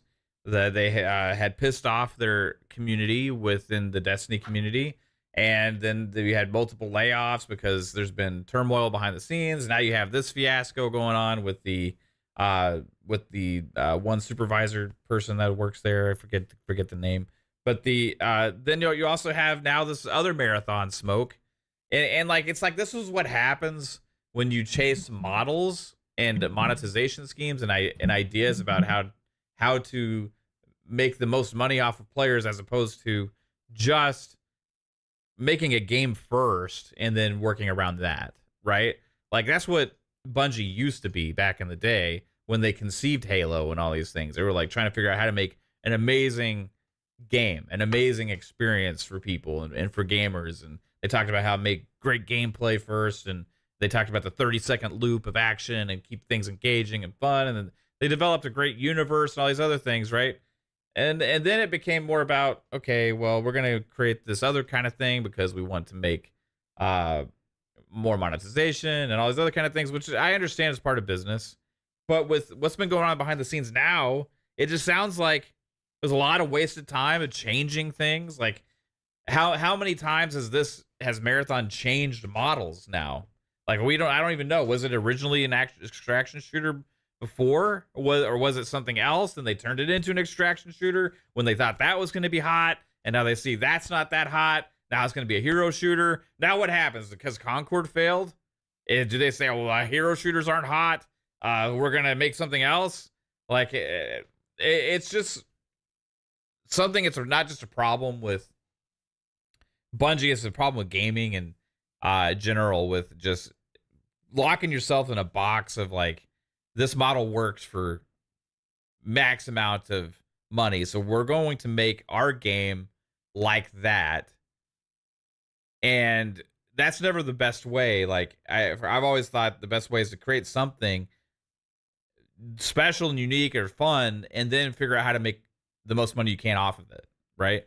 And overall, like, I think this is something that Sony's been learning. They acquired Bungie to be the masters at this for them and figure this out. And I think what Sony's learning is, shit, this is really hard, and we don't know what we're doing, and neither does Bungie apparently, because in Hiroki Totoki's words, they suck at business, right? Although we got to figure things out across all of our studios. And overall, it's a learning experience for PlayStation on how to get into this. Like they weirdly, decidedly to cancel some of the projects that had the chance to be the most successful because they were afraid of investing in them in the way that was necessary. Even from the reports that came out from factions with what they said, it was like, well, as you know, here at Naughty Dog, we can't really do our single player games and do this, right? So what does Microsoft do? They get teams like Certain Affinity and things like that, you know, to help create these experiences and grow them into massive things. Sony's like, no, we can't swing that, right? We have to rely too much just on that studio alone. And so guess what? We're just gonna have to, I guess, throw away these years of development and time and focus on something else. Overall, I just think it's kind of a bad look on Sony in general and how they've handled Bungie, and also Bungie themselves not being who they thought they were, right? And ultimately, man, if Marathon does come out and it tanks anywhere near what Concord has tanked, because Concord's like one of the most monumental disaster launches I've ever seen from a first party platform holder, then yeah, I think it's more than just Bungie that's in trouble at that point. It's PlayStation's scrambling how to figure out how to not be so reliant on only third-party games for their games of service type ongoing games, which is important for them to get into, as they keep saying. But they keep striking out because they're chasing the wrong things. They're chasing ideas of and schemes and models, as opposed to what Helldivers 2 was, which was, I got to give them credit for that, but they didn't market it as good as they could have beforehand, or promote it like it was one of their big games. Instead, they was just kind of, hey, there's because they didn't know would be exactly, because they couldn't recognize it. They didn't recognize. But that's exactly what I'm talking about. Like that game, like it was original, it's unique, it was fun, right? They took an existing franchise and flipped it on its head to be something bigger than it ever was before. They started small and grow bigger. You know, they don't have to have like 1,500 developers from 5 different studios making this thing at launch. You know, it's like a smaller team, and they say, let's make this thing and then grow and see what it becomes. And like, it was a success for them. And then meanwhile, we see Concord in development for 8 years.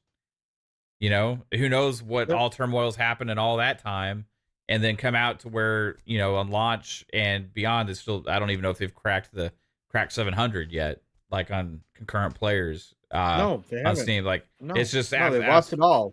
They're down under 200. It's insanity to me, man. Like, it's and that's like tragically bad, you know. And we look at now with the smoke going on with Marathon, that was the next big hope. I thought that was more of like, hey, they're gonna have some success at least with Marathon, but now we're questioning even if that's gonna see the light of day. Well, next up, you gotta worry about Fair Games. Right? Well, yes, you gotta worry about Haven and Jade Raymond's team, right? Yeah, 100%. Because Fair Games is chasing extraction shooter money, which is dried up and oversaturated as well. Are they gonna pull out something that is different enough from everything else right now? Like, and if they don't, what happens to Haven? Because that's why they bought Haven. That's why they funded Haven. That's why they brought Jade Raymond over when she left Google, right? When she left Stadia, right? And I love Jade. Again, I give Jade a lot of respect. I don't think Jade gets enough respect in this industry. A lot of people definitely back in the day poo-pooed her because, you know, she was a good-looking female in a male-dominated industry, and it was a good old boys club back then. And, you know, people didn't believe that she had her hand in Assassin's Creed, and it's come out that she was the main driver in a lot of Assassin's Creed, and she developed one of the biggest franchises in video game history. And it's been a while, though. It has been a while for her since she's led a full project on a new IP. And again, they're entering a space right now that is just over the top competitive if you even get to it. And they are riding on this. They are betting on this, Mav. The budget for Concord now is being kind of confirmed that it was $100 million plus. Again, 6 to 8 years of development, that makes sense. I mean, that's going to fall in line with what you're going to pay devs to work on a game. But $100 million plus on a game, there's some reports they're going to lose $200 million on this game. Now, again, take that with a grain of salt, but still, just say they're losing $100 million. Oh, that ain't no joke to a PlayStation, especially in a genre that they were hoping to compete in, that they were hoping to find one winner in. Listen, they got a lot of problems. And like you said, if they're downscoping Marathon, Mav, that means because I said this when all the other shit happened with Bungie, the rose-tinted glasses about Bungie are over. Hiroki Totoki obviously went and saw the books. I still believe that his quote was about multiple studios, Naughty Dog included, about the way they spend money, that they're awesome creatively, but that they aren't business people, and that needs to tighten up. I can guarantee you that Bungie was one of them, and Hiroki walked in there and knew immediately that shit wasn't copacetic, that this was not a great buy, and that there was issues, and he was waiting for the moment to start absorbing them, to take advantage of that contract, to obviously hide the losses and try to figure out what they're going to do with this now that they own it, because it's instantaneous. I mean, again, there's been no thought slowing down or anything like that. They just instantaneously said, nope, okay, not making the money we need to make, so we're going to go ahead and take these people, and we're going to move them into a team that is now a new team underneath first-party PlayStation, and you guys can continue to work on Destiny 2, but don't expect any big, giant updates. You're just going to go ahead and patch that sucker, keep it alive for as long as we possibly can, and Marathon, the scope of that, no, we're not doing that anymore either. And you had another game in the works that you want? No, we're going to scrap that sucker right now. And Marathon can become a little cute little side project, and, cross your fingers. Go for it, guys. Have fun making it whatever you can. This is not okay, man. This is an absolute complete clusterfuck. And it's only amplified by the way that their other first-party studio, Firewalk, came out with Concord. After 6 to 8 years of development, like you said, Mav, after it is now well known, they canceled big-time IP projects that could have been, in our opinion, nobody knows, but in our opinion, had a better chance than any of these games to find some success in multiplayer, right? With The Last of Us Factions 2, and of course Spider-Man, right? And we've heard Twisted Metal was out there and that got canceled. Those had better chances. So Sony's got a lot to learn. PlayStation's got a lot to learn.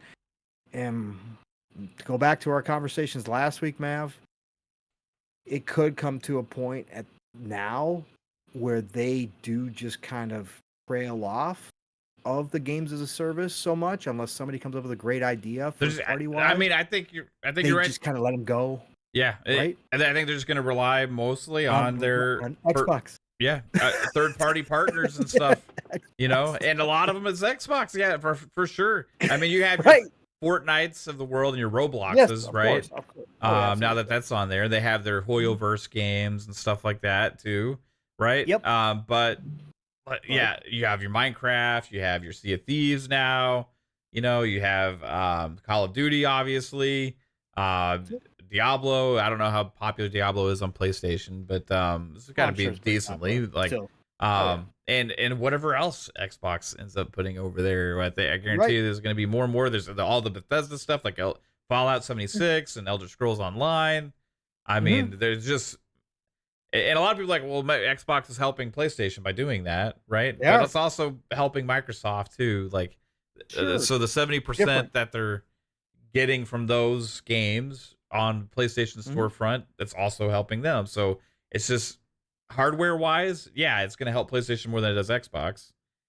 Business wise, I don't know. That's going to be that's the interesting thing to talk about. It's two different goals, right? It's two different, and I hate it. Again, I will say it again because we could just roll this right into the next topic, Mav. In a way, they are helping PlayStation themselves fund more exclusivity deals like Black Myth Wukong, right? And to me, that goes against you. Like, you are supplying them content which helps them make money, which in turn they use to buy, obviously not all of it. It goes to elsewhere, of course. But they use part of that money to buy exclusivity of games so those games don't come to your current console. This is the weird part that I said is so it's so strange because we really have never seen any publisher as big as Microsoft, a third-party publisher who also produces hardware and is kind of competing it is competing on the same tech level as PlayStation. Like, it's just a strange business model to be running.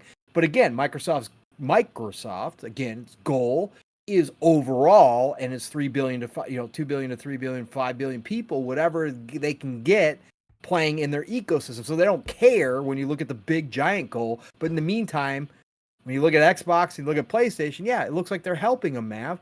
And we are getting word. IGN is now also backing up to go along with Paul Tassi over at Forbes. This came out today for anybody who hasn't heard. This has been out there. Jez reported it this way. Other people said that this was potentially happening. Microsoft's own quote when we found out that Black Myth Wukong wasn't coming, right? And they tried to say that it was, all tech problems or whatever, that they were, working on getting the Xbox version ready, blah, blah, blah. That it was just a delay. Right? That when the Xbox was asked about it, Xbox says we don't comment on deals that are other partners make with other people. And we all said right away, well, that sounds like that they know it's an exclusivity deal. Now, my theory was maybe they worked it a different way. Maybe they came in and said, well, we need the PlayStation 5 version ready right away. So we want you to speed up that process. Here's a bag of money to make sure the PlayStation 5 version is ready. And they wound up just, by happenstance, getting the PlayStation 5 version done. Meanwhile, the Xbox version was collecting dust, which means a delay. That's ultimately exclusivity, however you want to cut it. But now the word is out today, right? It started with Paul Tassi. IGN is now reporting it as well. Sources with knowledge of the information state that it is actually because PlayStation did sign an exclusivity deal with the developers of Black Myth Wukong, and that is why it's not on Xbox. It has nothing to do with memory leaks from the Xbox Series S or any other problems with the tech. It is straight up another exclusivity deal that PlayStation obviously pulled off at the last minute, right? Super shady as always. Again, exclusivity is business. I'm not going to sit here and make up fake rules and say you can't do that. Of course you can do it, right? I'm not going to be that dude. Tries to say Xbox can't go acquire studios. Of course they can. It's business. Business is business. But it's just another one of those deals that they cut that hurts because Black Myth Wukong's gotten a lot of publicity. Now, it's not all rainbows and sunshine. The PlayStation 5 version kind of sucks. I can't imagine what the Xbox version probably would have been had they launched it. Maybe it's for the best at the end of the day, but it's another one of those games, Mav, that you're just not in the conversation if you're Xbox because it's just not there, and it's because of PlayStation.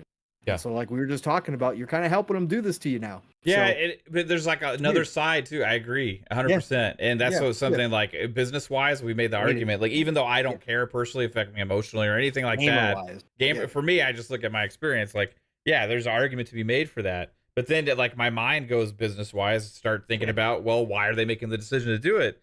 And so then I start thinking about the numbers, right? And okay, so PlayStation, if they're paying how much money to make these games exclusive, so they're paying for that.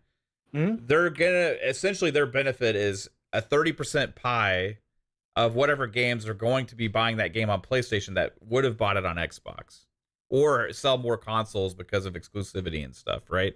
So it's hard for me. It's hard for them to measure that when it's already so much more dominant than Xbox anyway. I think their gains is probably not not that dramatic for what they're actually spending. It's more about keeping that dominant mindshare position, whereas Xbox is making 70% off of everybody who plays those games on PlayStation, right? So like for them, if you think about who's actually making the most money off of those same decisions, I think it's probably Xbox actually making more money on putting the games on PlayStation than PlayStation is by staying there. Now, what does Xbox do with that same money and those same decisions? That's the question. And for me, it's like, okay, well, do they use that money to buy more publishers, to buy more game studios, to buy more IP? And if they're making that much more pie and that's their decision to keep taking more of the market with content, and for me as a consumer, potentially I get that content with the added benefits and features that the Xbox ecosystem gives to you with Game Pass, plus also all the other things, like maybe that's in the long run potentially could be an advantage for me. It's too hard to say right now. As long as they have compelling things to play the games on, whatever decisions they make, as far as where they put their games, I'm cool with, because I just want to make sure I can play them, right? And you could look at it a bunch of different ways, business wise, hardware wise. Yeah, for sure. I think it's an easy case. It helps PlayStation 100%, right? To put Xbox games over there. But grand strategy wise, maintaining and growing as a business and getting more consumers and more money. Yeah, that's what it's ultimately about for these businesses. And, I think that's what Microsoft is after, ultimately. Yeah. So.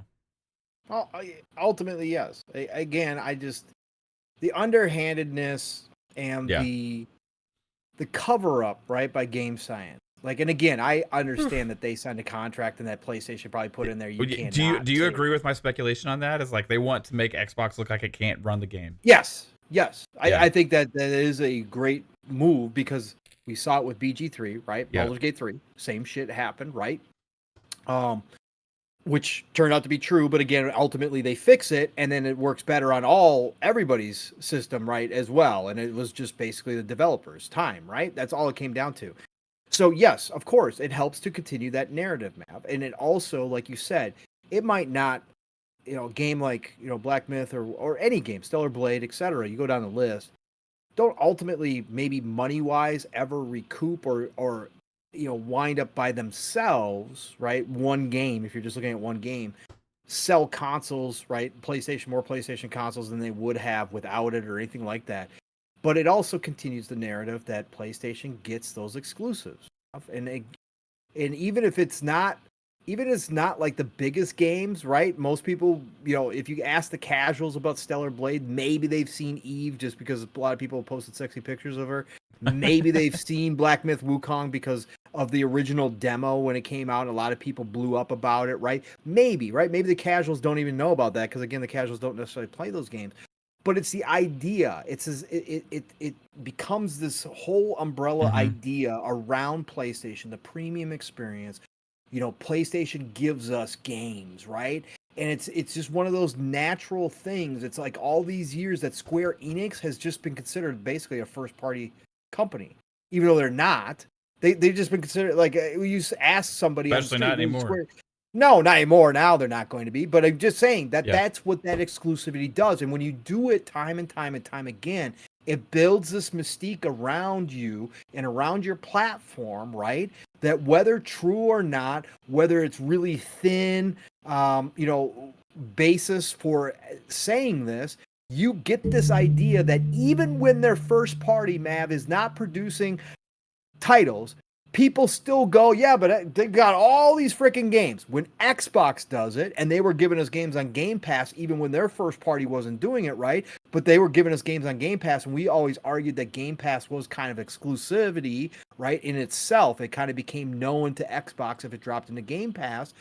People still try to deny, oh, Xbox still got no games. They're not giving you, what are you playing? You got nothing over there, blah, blah, blah. But when it comes to PlayStation, that narrative is totally different. And of course, that goes into journalists and how they present articles and all that kind of stuff.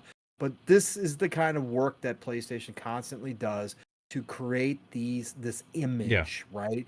About themselves and about their platform and about what their customers can expect. And it works if you do it enough times, even with titles that maybe aren't the biggest damn titles.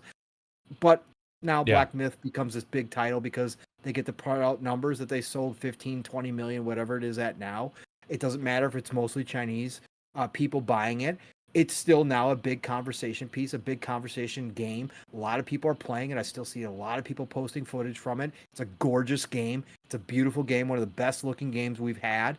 And it's not on Xbox.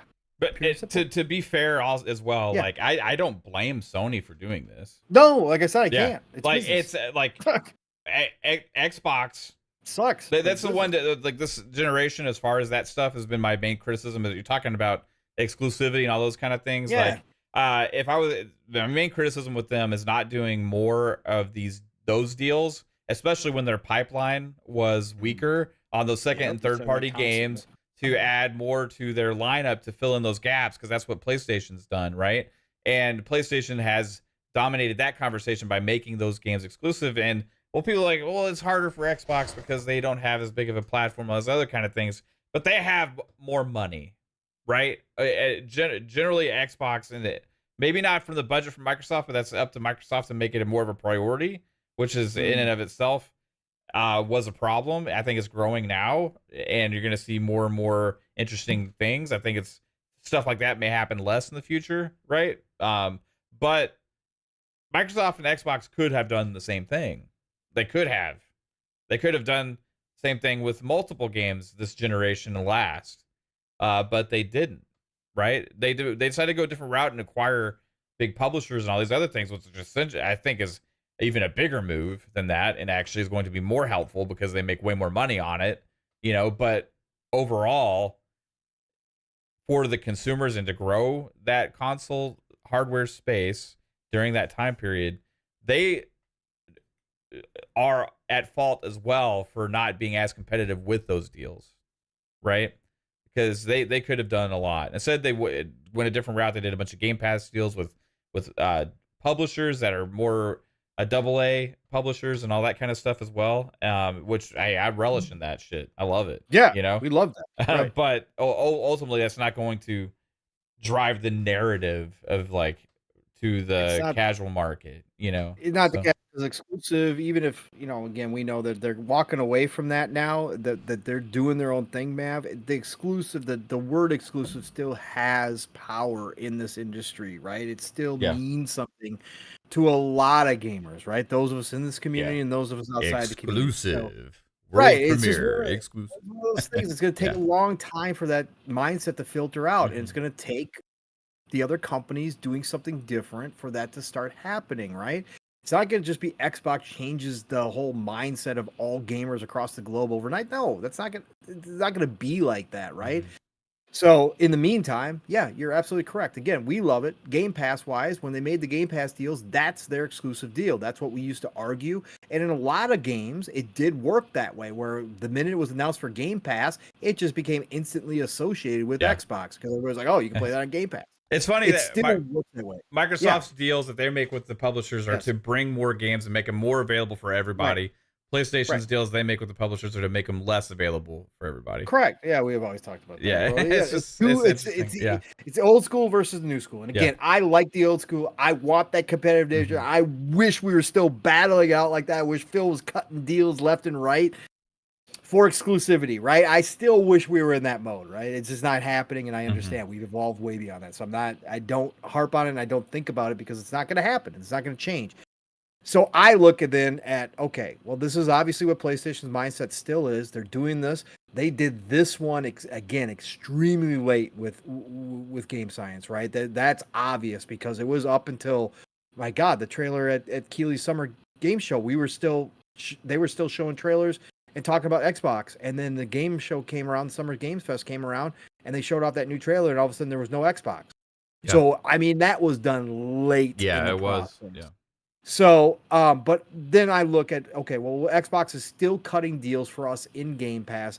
Next year, we already talked about it, man. Claire Obscure, Expedition 33 is going to be a big one, right? That is going to be now, like I said, now that the hype is around that game already and that people are seeing more from that game, every time it is brought up, it's also brought up that it's coming to Xbox Game Pass, right? So now it's becoming associated with Xbox.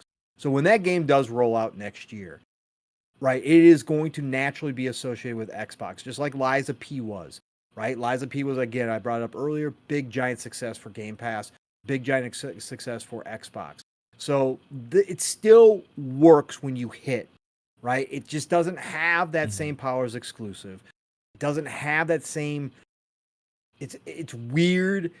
And it's just that old mentality, like if somebody else can't play it, I'm special, right? Yeah. I'm more special when somebody else elsewhere can't get a hold of it. Makes me feel good about owning this thing. Right. Yeah. It justifies my purchase of said hardware or whatever it is, right? It doesn't matter what we're talking about, but that's still the idea behind exclusive, and it still does work. It's just funny, like the biggest games, nobody cares or even thinks about that shit, you know? Right. Like when Call of Duty, like the biggest game, it's going to come out this year probably, and it's like, well, no, it's just nobody cares about any of that stuff. No, you know? But that's why first party was such a big deal forever too. For sure. Right? That's how you differentiated, right? That's how you created that identity around your brand, was your first party. And obviously, you know, titles like Spider-Man and that kind of stuff do that for PlayStation, and Xbox had Gears, Xbox had Halo.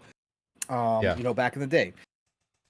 Oh, man. We got to get caught up on super chats. No, we do. We do. And I got to get to Spartan 661. He came in here, everybody. That's right. Spartan 661. Attention, everybody. We are now at a mock 3.5 because the Spartan showed up and he came on the court with an easy 5 layup. That's right. A nice little thing roll right into the net. Got us up. Added another car full of speculators. So welcome aboard, all you new speculators. Please buckle those 4-point harnesses down tight because we are now getting up there in speeds. We don't want to lose you or lose any limbs out the window either. So thank you, Spartan 661, for that generosity and keeping us ad-free in 2024. Choo-choo, motherfuckers. Choo-choo. Thank you for that. Go ahead and catch us up on any other super chats we got. Oh, we got more gifted too. There has been double. Oh my God, like Spartan. Spartan hit us up with my apologies. Staccato. Okay. Well, I will continue that after you get the regular super chats, and then I'll continue. Okay. Go ahead. You let you do your choo-choo Holy thing. shit! I didn't even see that. Oh my God, you guys are crazy tonight. These go guys ahead. are nuts in the chat tonight. There's lots of green flying around. Brandon Martin, member for 2 months with a $5 super chat, says, "Sorry that I'm late, guys. School has been super busy. I'm enjoying the hell out of Age of Mythology Retold. What a great game. Go. Mav, go birds." I whisper that because it's hard to get those words out of my mouth. Alvin with a $5 super chat. Appreciate you, Alvin. You're amazing. Yep. Says, to go with what Keeley said, Sarah Bond said during the business event, we'll have hardware to show you at year's end. Next gen teas for sure. Yeah, that's very possible. I think they could do it because they generally, when they kind of announce new hardware, that they don't show it until sooner before launch, but it could be ready to like say something substantial about it, right? All right, Spartan 66. Wait, hold on. This is your turn. No, yeah, I gotta go. I'm I gotta sorry. go. I'll get Angry Hippie in here. Angry Hippie just dropped $5 too. Said it's literally my mommy says I'm special mentality. Yes, it's ego. It's all of that, Angry. It's base level stuff, but it works. We never truly grow up. Yeah, it's like you're the kid in the neighborhood that has something that nobody else has. Yeah, when your mom bakes cookies and nobody else can get some, right? It's cool. Yeah, that's great. Yeah, Ghost Fixer. I know I need to catch up. I thought we were still at the original Spartan 661. I didn't know you guys went nuts. So attention, ladies and gentlemen, aboard the fun speculation hype train tonight. That's right. I had just made an announcement that we were up to Mach 3.5. Little did I know that we had been shoveling a whole lot more coal than I knew about, because right now, let's get this announcement out of the way. We are now at a Mach 4.0 due to Spartan 661 earlier dropping off some bags of coal. That's right, he got a whole new car full of people. Welcome aboard, new speculators. Please pay attention to the monitors above you. Please pay attention to those flight attendants that are walking around showing you how to buckle up those 4-point harnesses, because we do not want to lose you off this train at Mach 4.0 thanks to the Spartan 661. Choo-choo, motherfucker. And then, of course, he followed that up with another. Wait, I better double up. Hold on. Yes, he did. He followed that up with another 5-bomb. That's right. He got on the court multiple times. At this point, he's just dunking from all sides of the court, everybody. Spartan 661 added another car. Got us up to Mach 4.5, everybody. We're approaching dangerous speeds now. Please keep all your limbs inside. We have not put up the boards on the windows yet to keep you from sticking their limbs out there, but we suggest you do at this kind of speed, so enjoy the view. But the one and only Spartan 661, that's right, he gave us some more coal, keeping us ad-free in 2024. Your goal right now, as I speak, is 3,870 for the rest of the month. You guys are getting so close. Let's go. Spartan 661 leading the charge. That's right. Choo-choo, motherfucker. Thank you, Spartan. And then, of course, the one and only Decado. That's right. The Decado had to come through. He couldn't hold back. He got on the court, showing off his moves with a nice little layup himself. A nice easy 5-bomb with a bag of coal for us, getting us to a nice even Mach 4.5. That's not even, but I'm going to call it even because we're going to make it even here in a second. But Decado, the one and only Decado, doing his part, digging around in his pocket, keeping us ad free in 2024. Choo choo, motherfuckers. No and beans. Welcome aboard, all you know. Welcome all.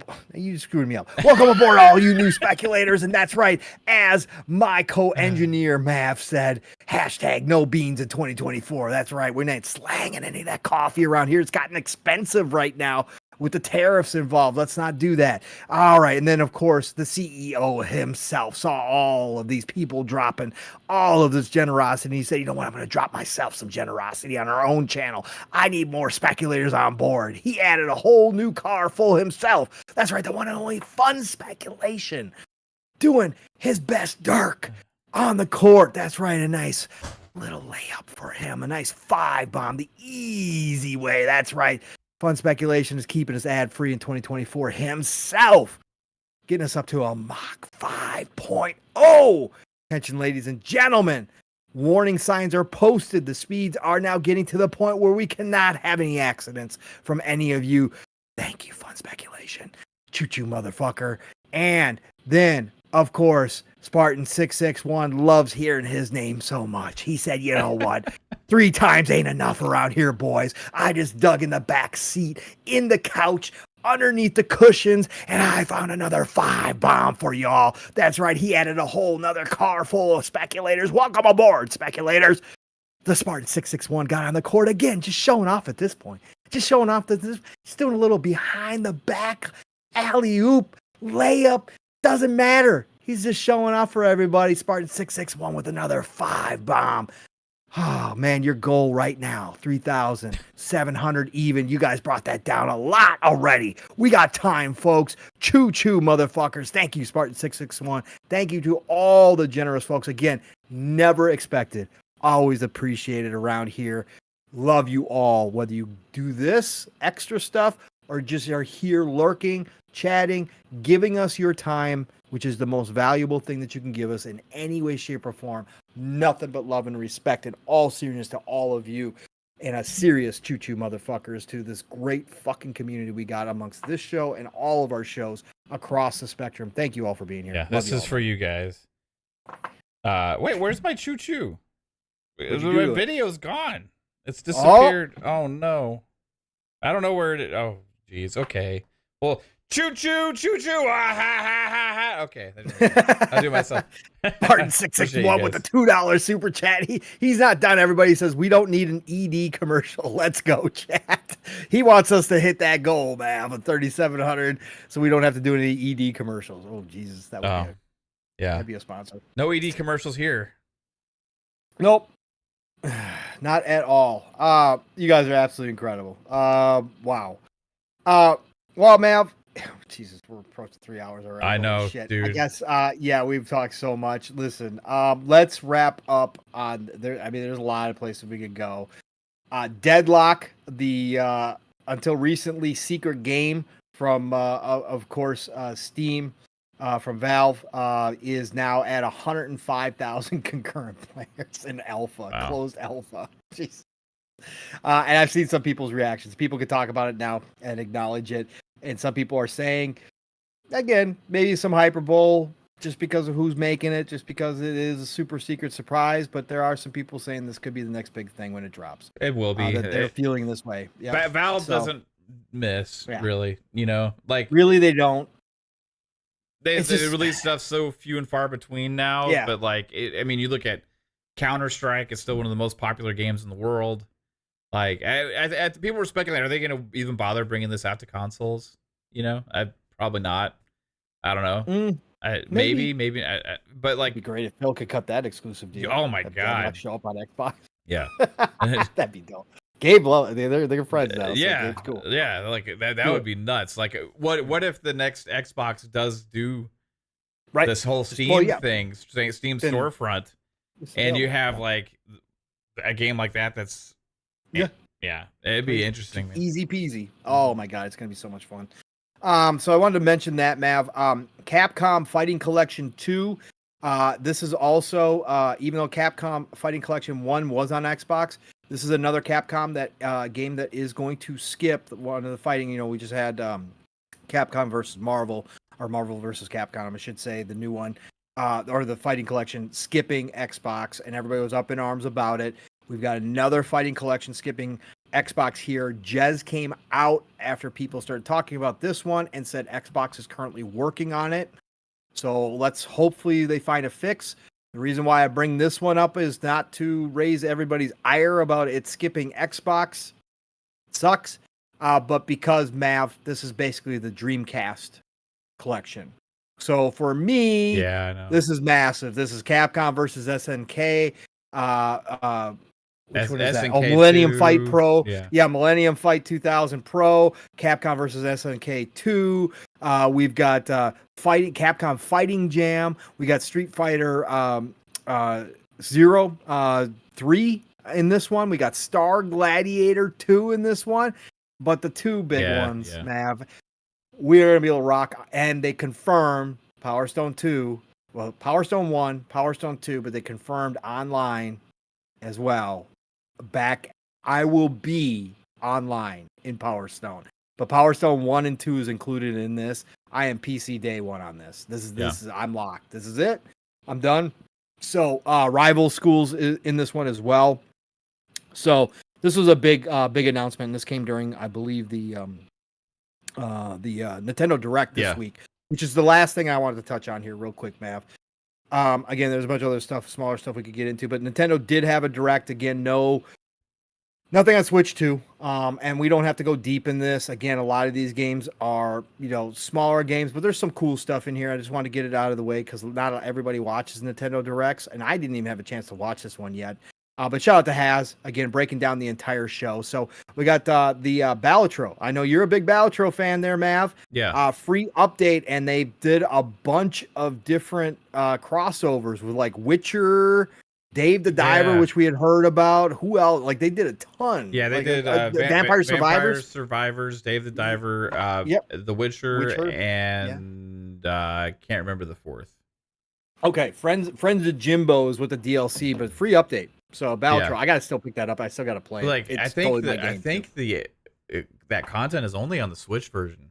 Is that it for right now? Yeah, because I launched it on Xbox last night and it wasn't there. So then I looked at it and it said for Nintendo, like, so I don't know if it's something that's going to come later, if it's like I would hope so if it's got The Witcher, but whatever. yeah, I mean, well, also all those games are I All think on those games, Xbox. yeah. Yeah. So Yeah. it's something I would like to see because I was actually really excited about that, but I thought of you when I saw it. I was like, Yeah. oh man, must be hyped. yeah, So, because I still want to play that game so it's bad. it's so addicting, man. You got to be careful with it, It's totally my game, bro. It's totally my game too. I can't believe I haven't played it yet. Neva is a nice little indie title coming out in October. Moth Cubit coming out spring. Coffee Talk Tokyo, which will be 3-Bits Game of the Year in 2025, just hands down. It doesn't matter if Grand Theft Auto launches. It doesn't matter what else launches next year. 3-Bit will claim that is his Game of the Year. That is a 3-Bit game through and through. Coffee Talk in Tokyo. Sea of Stars, free DLC coming spring of 2025. That's massive. Psychonauts, super excited about that. Against Sea of Stars, super awesome, classic JRPG, old school style. Free DLC, that's always awesome. Power Wash Simulator still around. Shrek Pack comes out fall of 2024. Then we got Morsels from Annapurna coming out February 2025. Date Everything coming out October 24th, 2024. We got Peglin, which is an exclusive that Shadow dropped later that day. No idea what the hell that is, but anyways, we got Wobbly Life coming December 2024. Pico Park 2, which is also an exclusive. Shovel Knight, Shovel of Hope DX 2025. Europa, October 11th, 2024. Cuisinier, January 28th, 2025. On Your Tail, November 11th, 2024. Metal Slug Tactics, fall of 2024, coming to Switch. The Plucky Squire, which is coming everywhere, September 17th, 2024. Pizza Tower, which was a huge hit on the PC. I still have not played it. A lot of people said it's a freaking amazing game. That's coming to Switch. Tetris Tower 2024. Star Overdrive, which is also an exclusive, coming 2025. Then we got Goat Simulator 3, of course. The Legend of Hero Trails of the Sky, the first. Star Wars Hunters. Stalker Legends Trilogy is showing up on Switch somehow, some way. I don't know how they're making that happen. Worms Armageddon. The Legend of... I read that one, sorry. Disney Dreamlight Valley, September 4th. SpongeBob SquarePants and Patrick Star Game, October 4th. Fitness Boxing 3, December 5th. Capcom Fighting Collection 2, which we just talked about, coming 2025. Atelier Yumiya. Atelier is an old school RPG franchise that not everybody has heard of. It is underrated. They have a lot of games, much like the Tales series, much like the Trails series. Lots of games. The reason why I'm bringing this up, it's coming out in 2025. They are bringing this to Xbox. This will be the first one dropping in Xbox ever. This is another big moment. This is another big Phil and Sarah moment for how many times they went over to Japan. Make no mistake about it. Okay? This is a series that has always skipped Xbox, finally coming to Xbox. So, and it looks really good. I checked out the video on this one. It's Atelier Yumiya. Go check it out. Looks really good.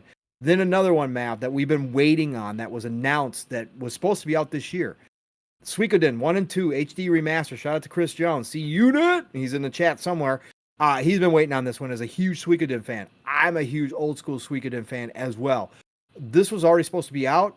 It went dead silent. The devs put out the delay letter earlier this year and then didn't say a word. Well, they show up back up at the Nintendo Direct, Mav, and say, okay, March 6th, next year. We're finally coming. So Suikoden has gotten moved, pushed to next year. 1 and 2 HD remaster. That is also coming to Xbox. I believe that is coming to Game Pass too, if I remember correctly. Going to be a big moment. Suikoden 1 and 2 are awesome. So we got that announcement. Castlevania Collection, Mav. This was a surprise drop too. This also, the Dominus Collection. These are the old... Is this the old DS games, Mav? Do you remember? Is this I'm not the old, sure. I believe these are the old DS games. Somebody in chat correct me. The Castlevania Dominus Collection. This also dropped for Xbox, Mav. So almost all the Castlevania games are now on Xbox, which is huge. That is dope. So if you want like Castlevania, go check it out. Somehow they're gonna fit Civilization 7. They're gonna get that working on the Switch next year when that drops. Tales of Graces remastered January 17th, 2025. I think that's Bandai 2. I think that might be coming to Xbox as well. Again, Tales have hit or miss on Xbox. I think they're bringing this remake over to Xbox, which is massive. My Sims bundle, Five Nights at Freddy's Holiday 2024. That's Help Wanted 2, I should say. Ruin Factory, Gardens of Azuma, spring of 2025. Yakuza Kiwami, October 2024. They're putting a Yakuza game on there. Massive direct show. Tons of games, all third party, obviously. Yeah. Again, Xbox or Nintendo's done, right? Until Switch 2. They're pretty much done at this point. They've announced pretty much everything they have until Switch 2 launches. And we know that's happening sometime next year, early. I'm assuming they're going to announce. But great show, Math. I mean, again, just reading off this list, I didn't get to watch it, but a lot of cool stuff in here. Again, JRPGs. If you're a JRPG fan, if you're a fighting fan, you gotta love what you saw here. A lot of good stuff.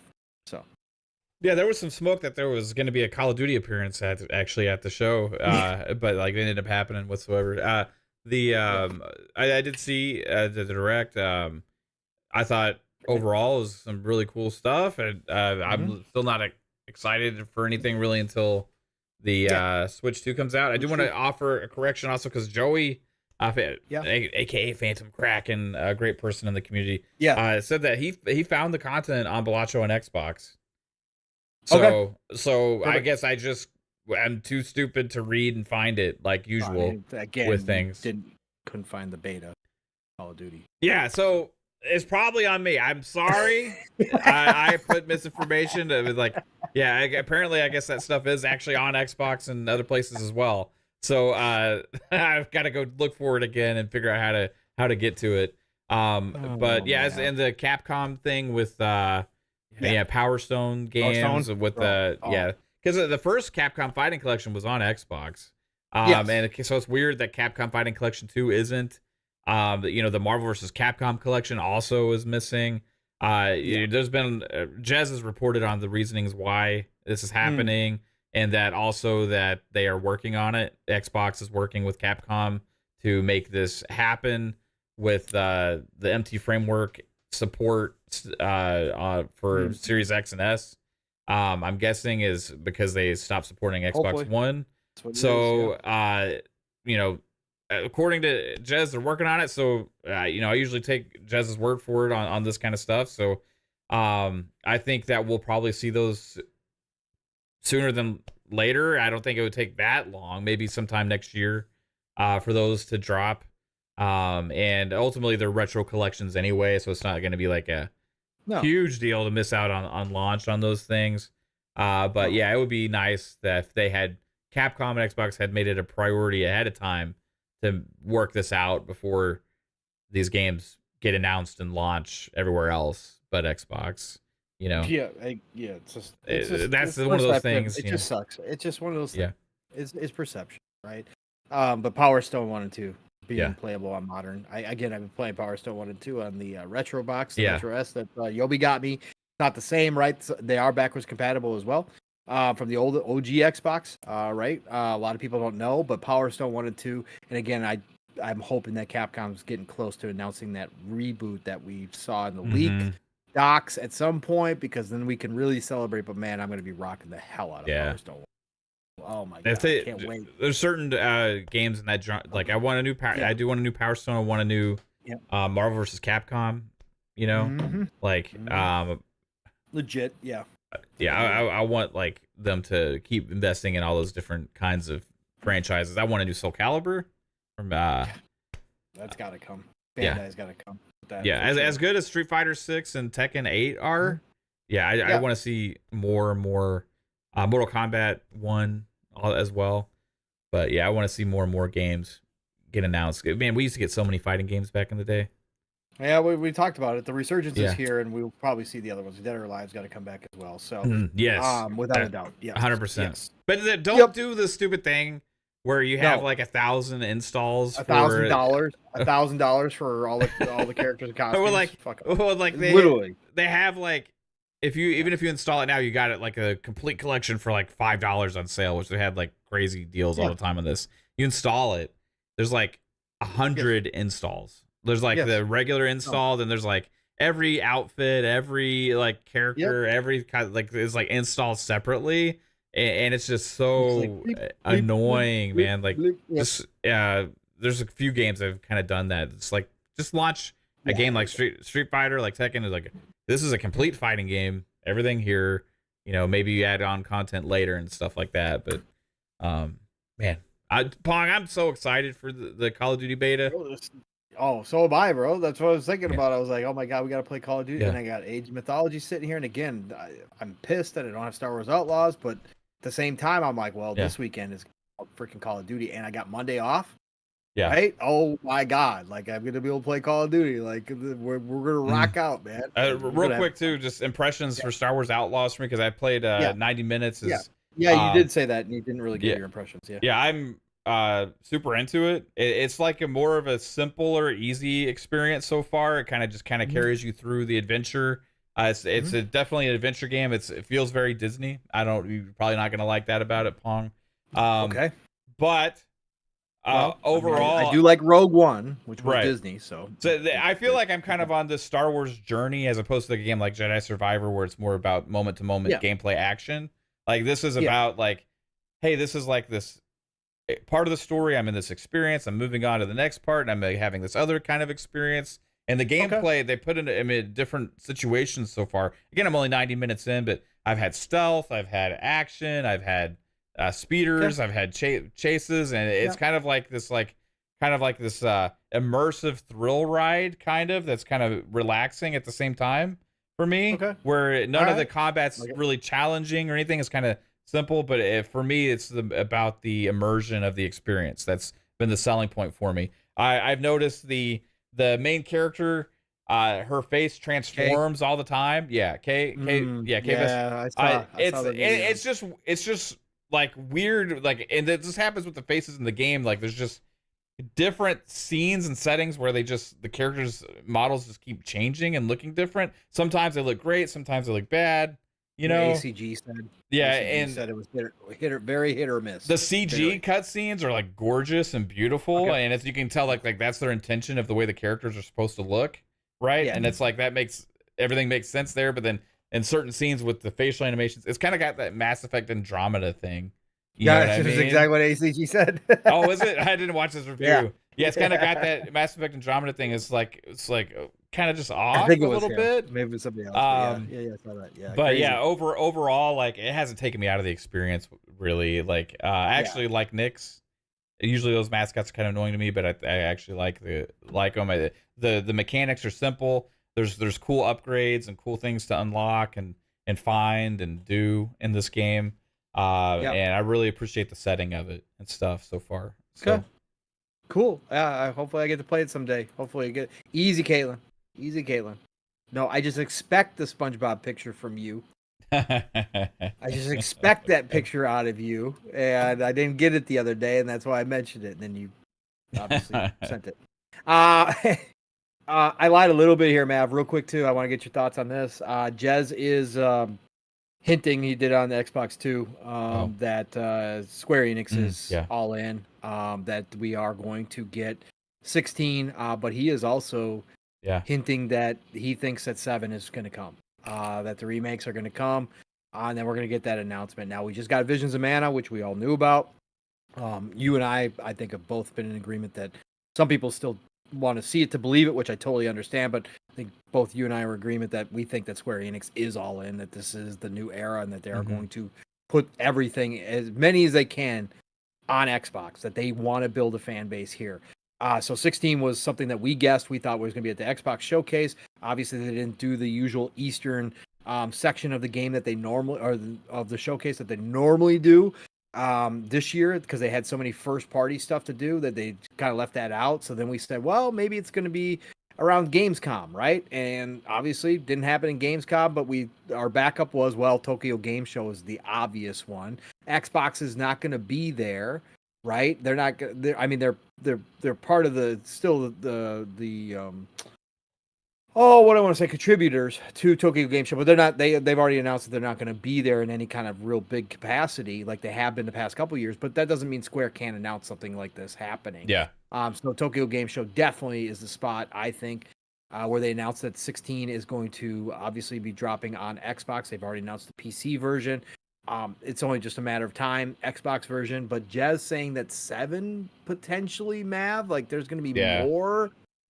What do you think, brother? What do you think? 7's been the one where I'm like, I don't know, but go ahead. Yeah, I mean, I think the writing's been on the wall. Like the whole the remake ones have been interesting because we don't know what the deals were with Sony on that, and that's been kind of the iffy thing. But especially with part 1, at some point, I think they got to bring it over. You know, we had speculated maybe it'd be after all 3 of those are released that they'd eventually make their way. But hey, it's been a while since the first one came out now, and it's going to be a while till part 3 comes out. So I think maybe Square is looking at things, and if they didn't have a deal that maybe the deal's expired, you know, for that one that had been extended or whatever, and they're like saying let's do this now. And I think they've obviously said, I mean, even at their own financial things with their investors and all these other kind of things, that like they are going a different approach, and they're going to stop ignoring different platforms and doing these exclusivity deals, right? Because they want their games as many places as possible. What we've made the argument for a long time is it's better for their brands, better for their IPs to grow, because you're cultivating fan bases. You have a large amount of players that are on different places that want to play their games or that need a chance to fall in love with them, even if they haven't before. And that's how you cultivate these things. We've seen successes from Sega and Atlas now with Persona and Yakuza, where people are like, people don't play those games, but like, hey, they're doing pretty damn well with those. And you see comments from developers that have put their games on Xbox of like, hey, this is been great for us. The other smoke was that Final Fantasy 14 has been doing pretty good online on Xbox for them, and they're happy with it. So as far as that goes, like, why not? Why not cultivate more Final Fantasy fans on the Xbox consoles? I think both games are good games. I would consider Final Fantasy 16 not a traditional Final Fantasy game. I think it should be considered something else, but it's a great game. I think people that are like action games will like Final Fantasy 16. Like Star Wars Outlaws, it's not the most difficult, right? It kind of is more, I would say, of a casual experience for the most part for what I've played. But it's really beautiful. The story is really good. And then Final Fantasy VII Remake is I really, really, really liked. So I haven't played part 2 yet, but eventually I'll get to it. I want to see it come to Xbox. But my glimmer of hope in the back of my mind, Pong, is they take advantage and do something actually big here with Square to have another game announcement from Square Enix. Of course. Something that would make sense, you know, like his Final Fantasy Tactics. It supposedly exists, supposedly out there being remade. Why not take this advantage to really show your partnership that you are going to be everywhere and you are going to put games everywhere, then actually announce a Final Fantasy game with Xbox. That will send the message, right? Day and date, coming to Xbox. It doesn't have to go Game Pass, all of that stuff. It'd be cool if it did. But they already did this once with Visions of Mana, right? So now maybe the next one, Tokyo Game Show, we're just waiting for this game to get announced at some point. So maybe this will be the time. Maybe. I mean, it wouldn't be bad. I don't know, man. I think they are all in, and I think anything is possible. Yeah. So I just wanted to look up real quick too because I just saw. But it doesn't mean there won't be existing deals that they already still have to adhere to. Of course. Yeah, absolutely. Right. And Final Fantasy Tactics has got to be known. Yeah. But I was just looking up. Yeah, that was part of that whole. It was a part of the NVIDIA leaks. Yeah. Yeah, that was part of the NVIDIA leaks. But no, I was just looking up what Calorie was talking about earlier feeds into what Mr. Waffles just said. Shout out to Mr. Waffles, by the way. I don't know why you hate pancakes, but I'm glad you're here, sir. Said there was massive layoffs before, and that was the team that was NetEase Games plans to close Visions of Mana developer Oka Studios. So they are the ones that worked on Visions of Mana, because NetEase, I had posted this in our DMs too, man. NetEase and Tencent and NetEase are rethinking their the Japan investment as Japanese developers failed to produce hit games. NetEase cut many staff at Oka Studio and had planned to shut it down, while Tencent backed off from funding more commitments to several projects. So, so it sounds like, again, I thought that was a Square published game. It is, but Oka's the studio that made... and they're owned by NetEase? Yes, correct. Okay. Correct. Yeah. So that's what it sounds like. Unless they were just I'm trying to see if they were just a... Were they just a sports studio, or were they actually a full... Did they do the whole thing? I'm pretty sure they did the whole thing. Hold on. Yeah, I'm not sure. That's pretty sure. It's a shame. Yeah.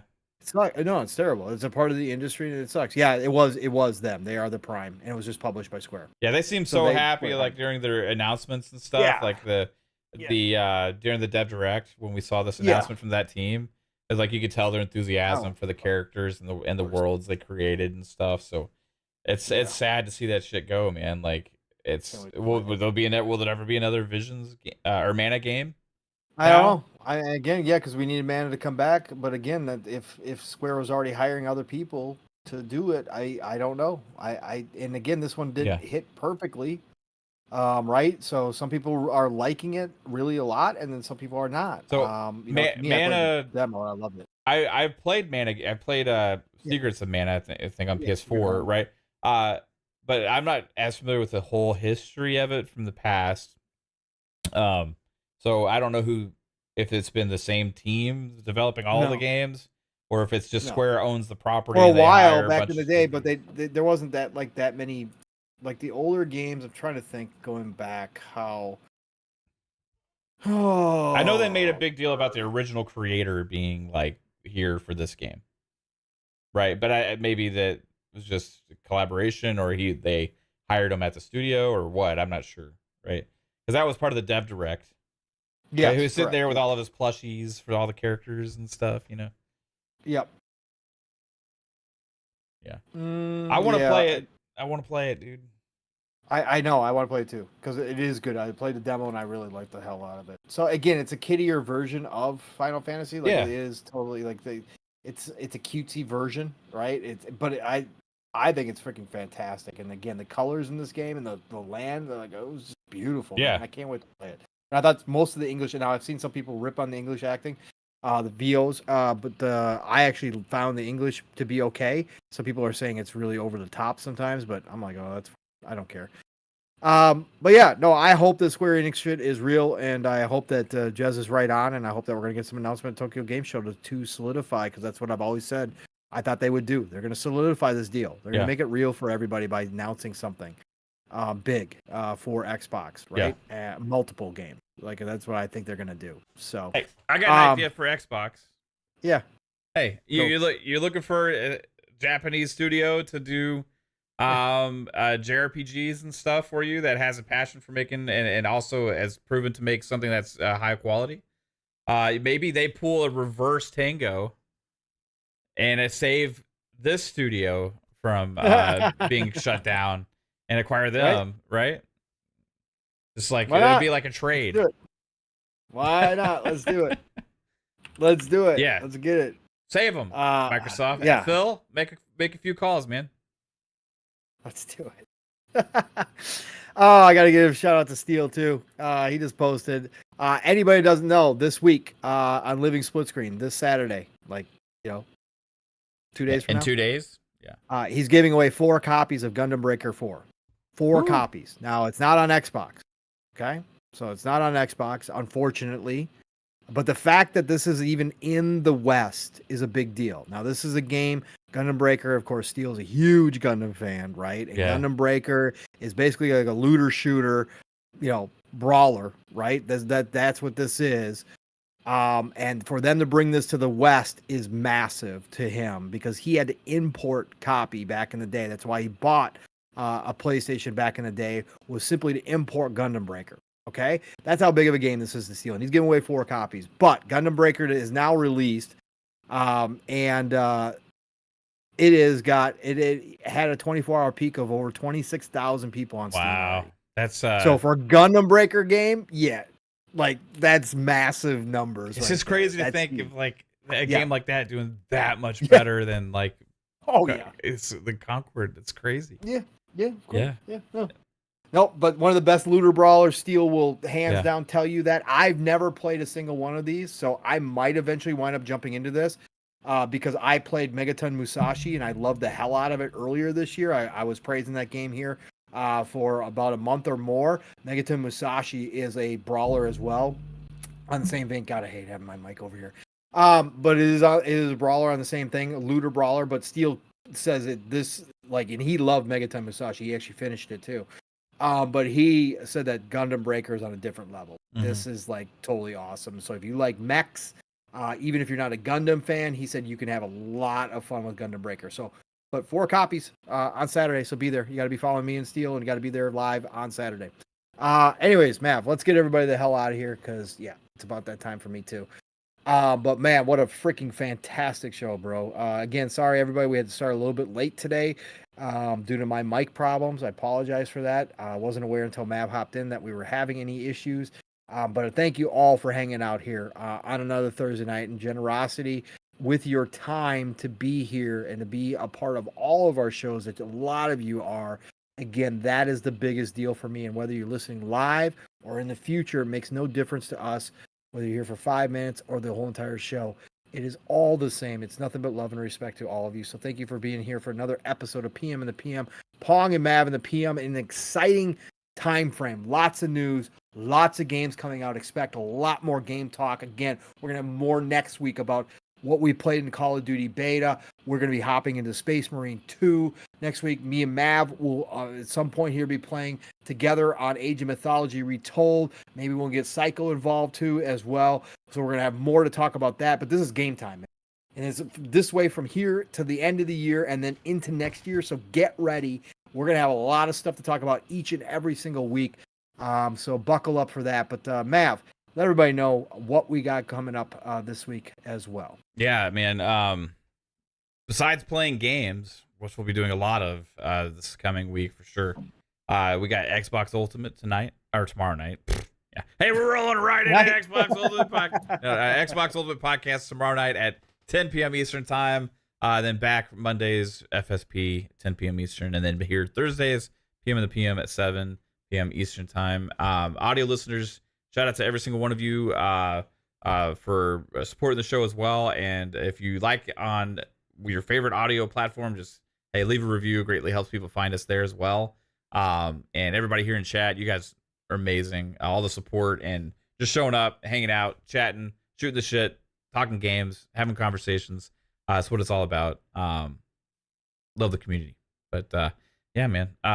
Looking forward to just playing all these damn games. Maybe there'll be some more streams this weekend because we'll be playing the beta. We'll be playing Age. And next week we'll have the streams for Warhammer.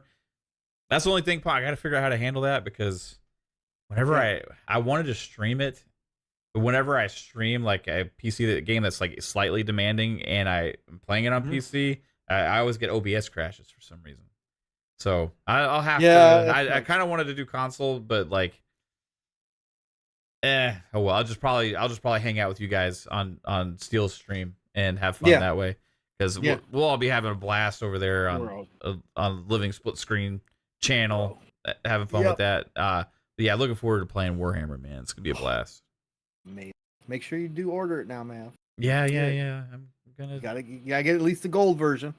Yeah. Right? So you don't have to buy. You don't have to buy the big boy. I saw it somewhere for $79.99. Yeah, you can get deals right now, especially on PC, obviously. But the gold version comes with the season pass too. So even if you didn't want to get the ultimate version, you still get the season pass. And it is 4-player. It's 4-player co-op, right? Or 3? Oh shit. Okay. 3-player. Yeah, 3-player. Man, God, can you add the 4th? I forget, they broke it all down to, is the, hold on, Space Marine 2, hold on, Space Marine 2 campaign co-op, because of the special operations I know are 3. Campaign co-op, is there even? Come on. Why can't you just get simple answers anymore, man? Co-op campaign mode, but does allow you to play 4 players, right? I know that. I know the special operations is 3. Especially full co-op for up to 3 players. Yep, up to 3 players. Yep. So 3 is the max everywhere, both in operations and there. Yep. So yeah. Otherwise, PvP is 6v6. So we're good there. I wish this game had cross-buy. I know. Can they just please, publishers, like, just allow us? They do have you get cross progression. Yeah. So if you double dip, it's not quite so bad, right? Yep. But yeah, I know. I might wind up double dipping this one at some point, especially since they don't allow PvP crossplay. Yeah. But anyways, is that it? Yeah. You got everything out? Yeah. Okay, cool. Yeah. People call Weapon X calling goodnight, Pong and Sniffles. Oh, Sniffles still hanging around. Nope, Weapon X. Now we put that up on the shelf. Weapon X. We put that up on the shelf. Okay. It's gonna stick. Okay, dude. This community remembers everything. I'll be calling Sniffles 2 years from now. I guarantee you, this will not die. 2 years from now, I'll be like Pong and Sniffles. Kate's gonna eventually randomly make a Sniffles emoji. And throw it in there, like, it's up on the shelf as soon as it comes. It's all right. I'll embrace it. Okay, all right, it's good. I'm just letting you know that it's up on the shelf for me. I'm not going to use it until you get big baby again and take a week off because you got stuffy nose. Well, so when you're on your deathbed, sometimes you got to miss some time. Oh my God, love you all. Anyways, everybody, you know how to find me, Pong Soul, on X, Pong Soul on Xbox, Pong Soul on Steam, Pong Soul on Epic, Pong Soul on GOG, everywhere. Find me, I'll follow you back. Tomorrow night, if I can make it, I will be on Xbox Ultimate at 10 p.m. Eastern, 9 o'clock Central Time, where the family gets together, lots of laughs. We talk a lot of good talk, too, no matter how many people are there. Last week, 3-Bit joined us, which was awesome. We haven't had 3-Bit on for a little bit of time, so that was always good. So be right back here tomorrow night on the Fun Speculation Network for Xbox Ultimate. And then, like I said, Saturday morning, you know where to find me. Living Split Screen's all one word. Myself, my brother from another Steel Rain. 3+ hours, really 4+ hours. Buckle up, get ready. Live, raw, and uncut. 10 a.m. Eastern, 9 o'clock Central Time. And again, Steel's going to be giving away 4 copies of Gundam Breaker 4. Go look at his tweets. I've retweeted them out as well. I'll make another post tomorrow about it to obviously advertise the show, but that it happens Saturday morning. So extra special show with some giveaways, but you know what you're going to get there. Lots of game talk. Steel is going to be talking about a lot of different games right now, just like I am. We're going to have a great time. We are getting ramped up for Space Marine 2. Obviously, he has Gundam Breaker 4, which he is going to be playing. He probably will not jump into Call of Duty beta, knowing him, just because he's got Gundam Breaker 4. So it's going to be all over the place. We're going to have a ton of fun. Living Split Screen Saturday morning, 10 a.m. Eastern, 9 o'clock Central Time. Be there for that. And then, of course, Saturday night, the Shop Podcast, PTK Blam's channel, Fuzzy Belvedere, myself, and usually a guest or two. I don't think PTK's announced guests this week. But we are back. We've been back for the past couple of weeks, getting Saturday nights, the best way to end your Saturday nights. Have us on the background while you're playing games. Easy, chill show, 2 hours, in and out. That's how PTK does it.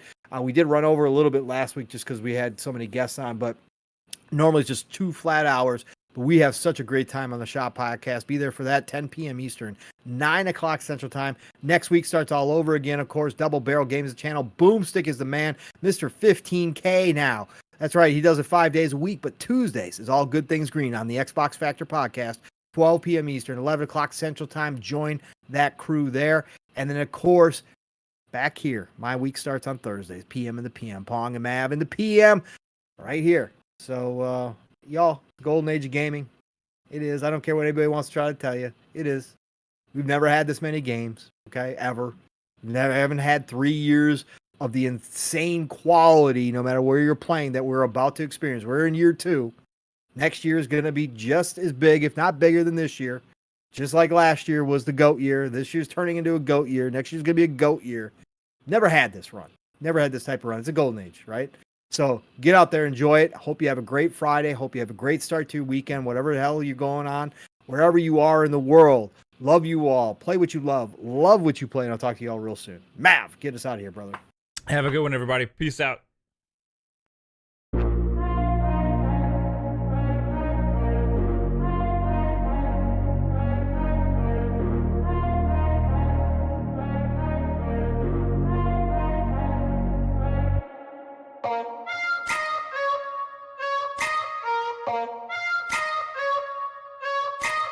Bye.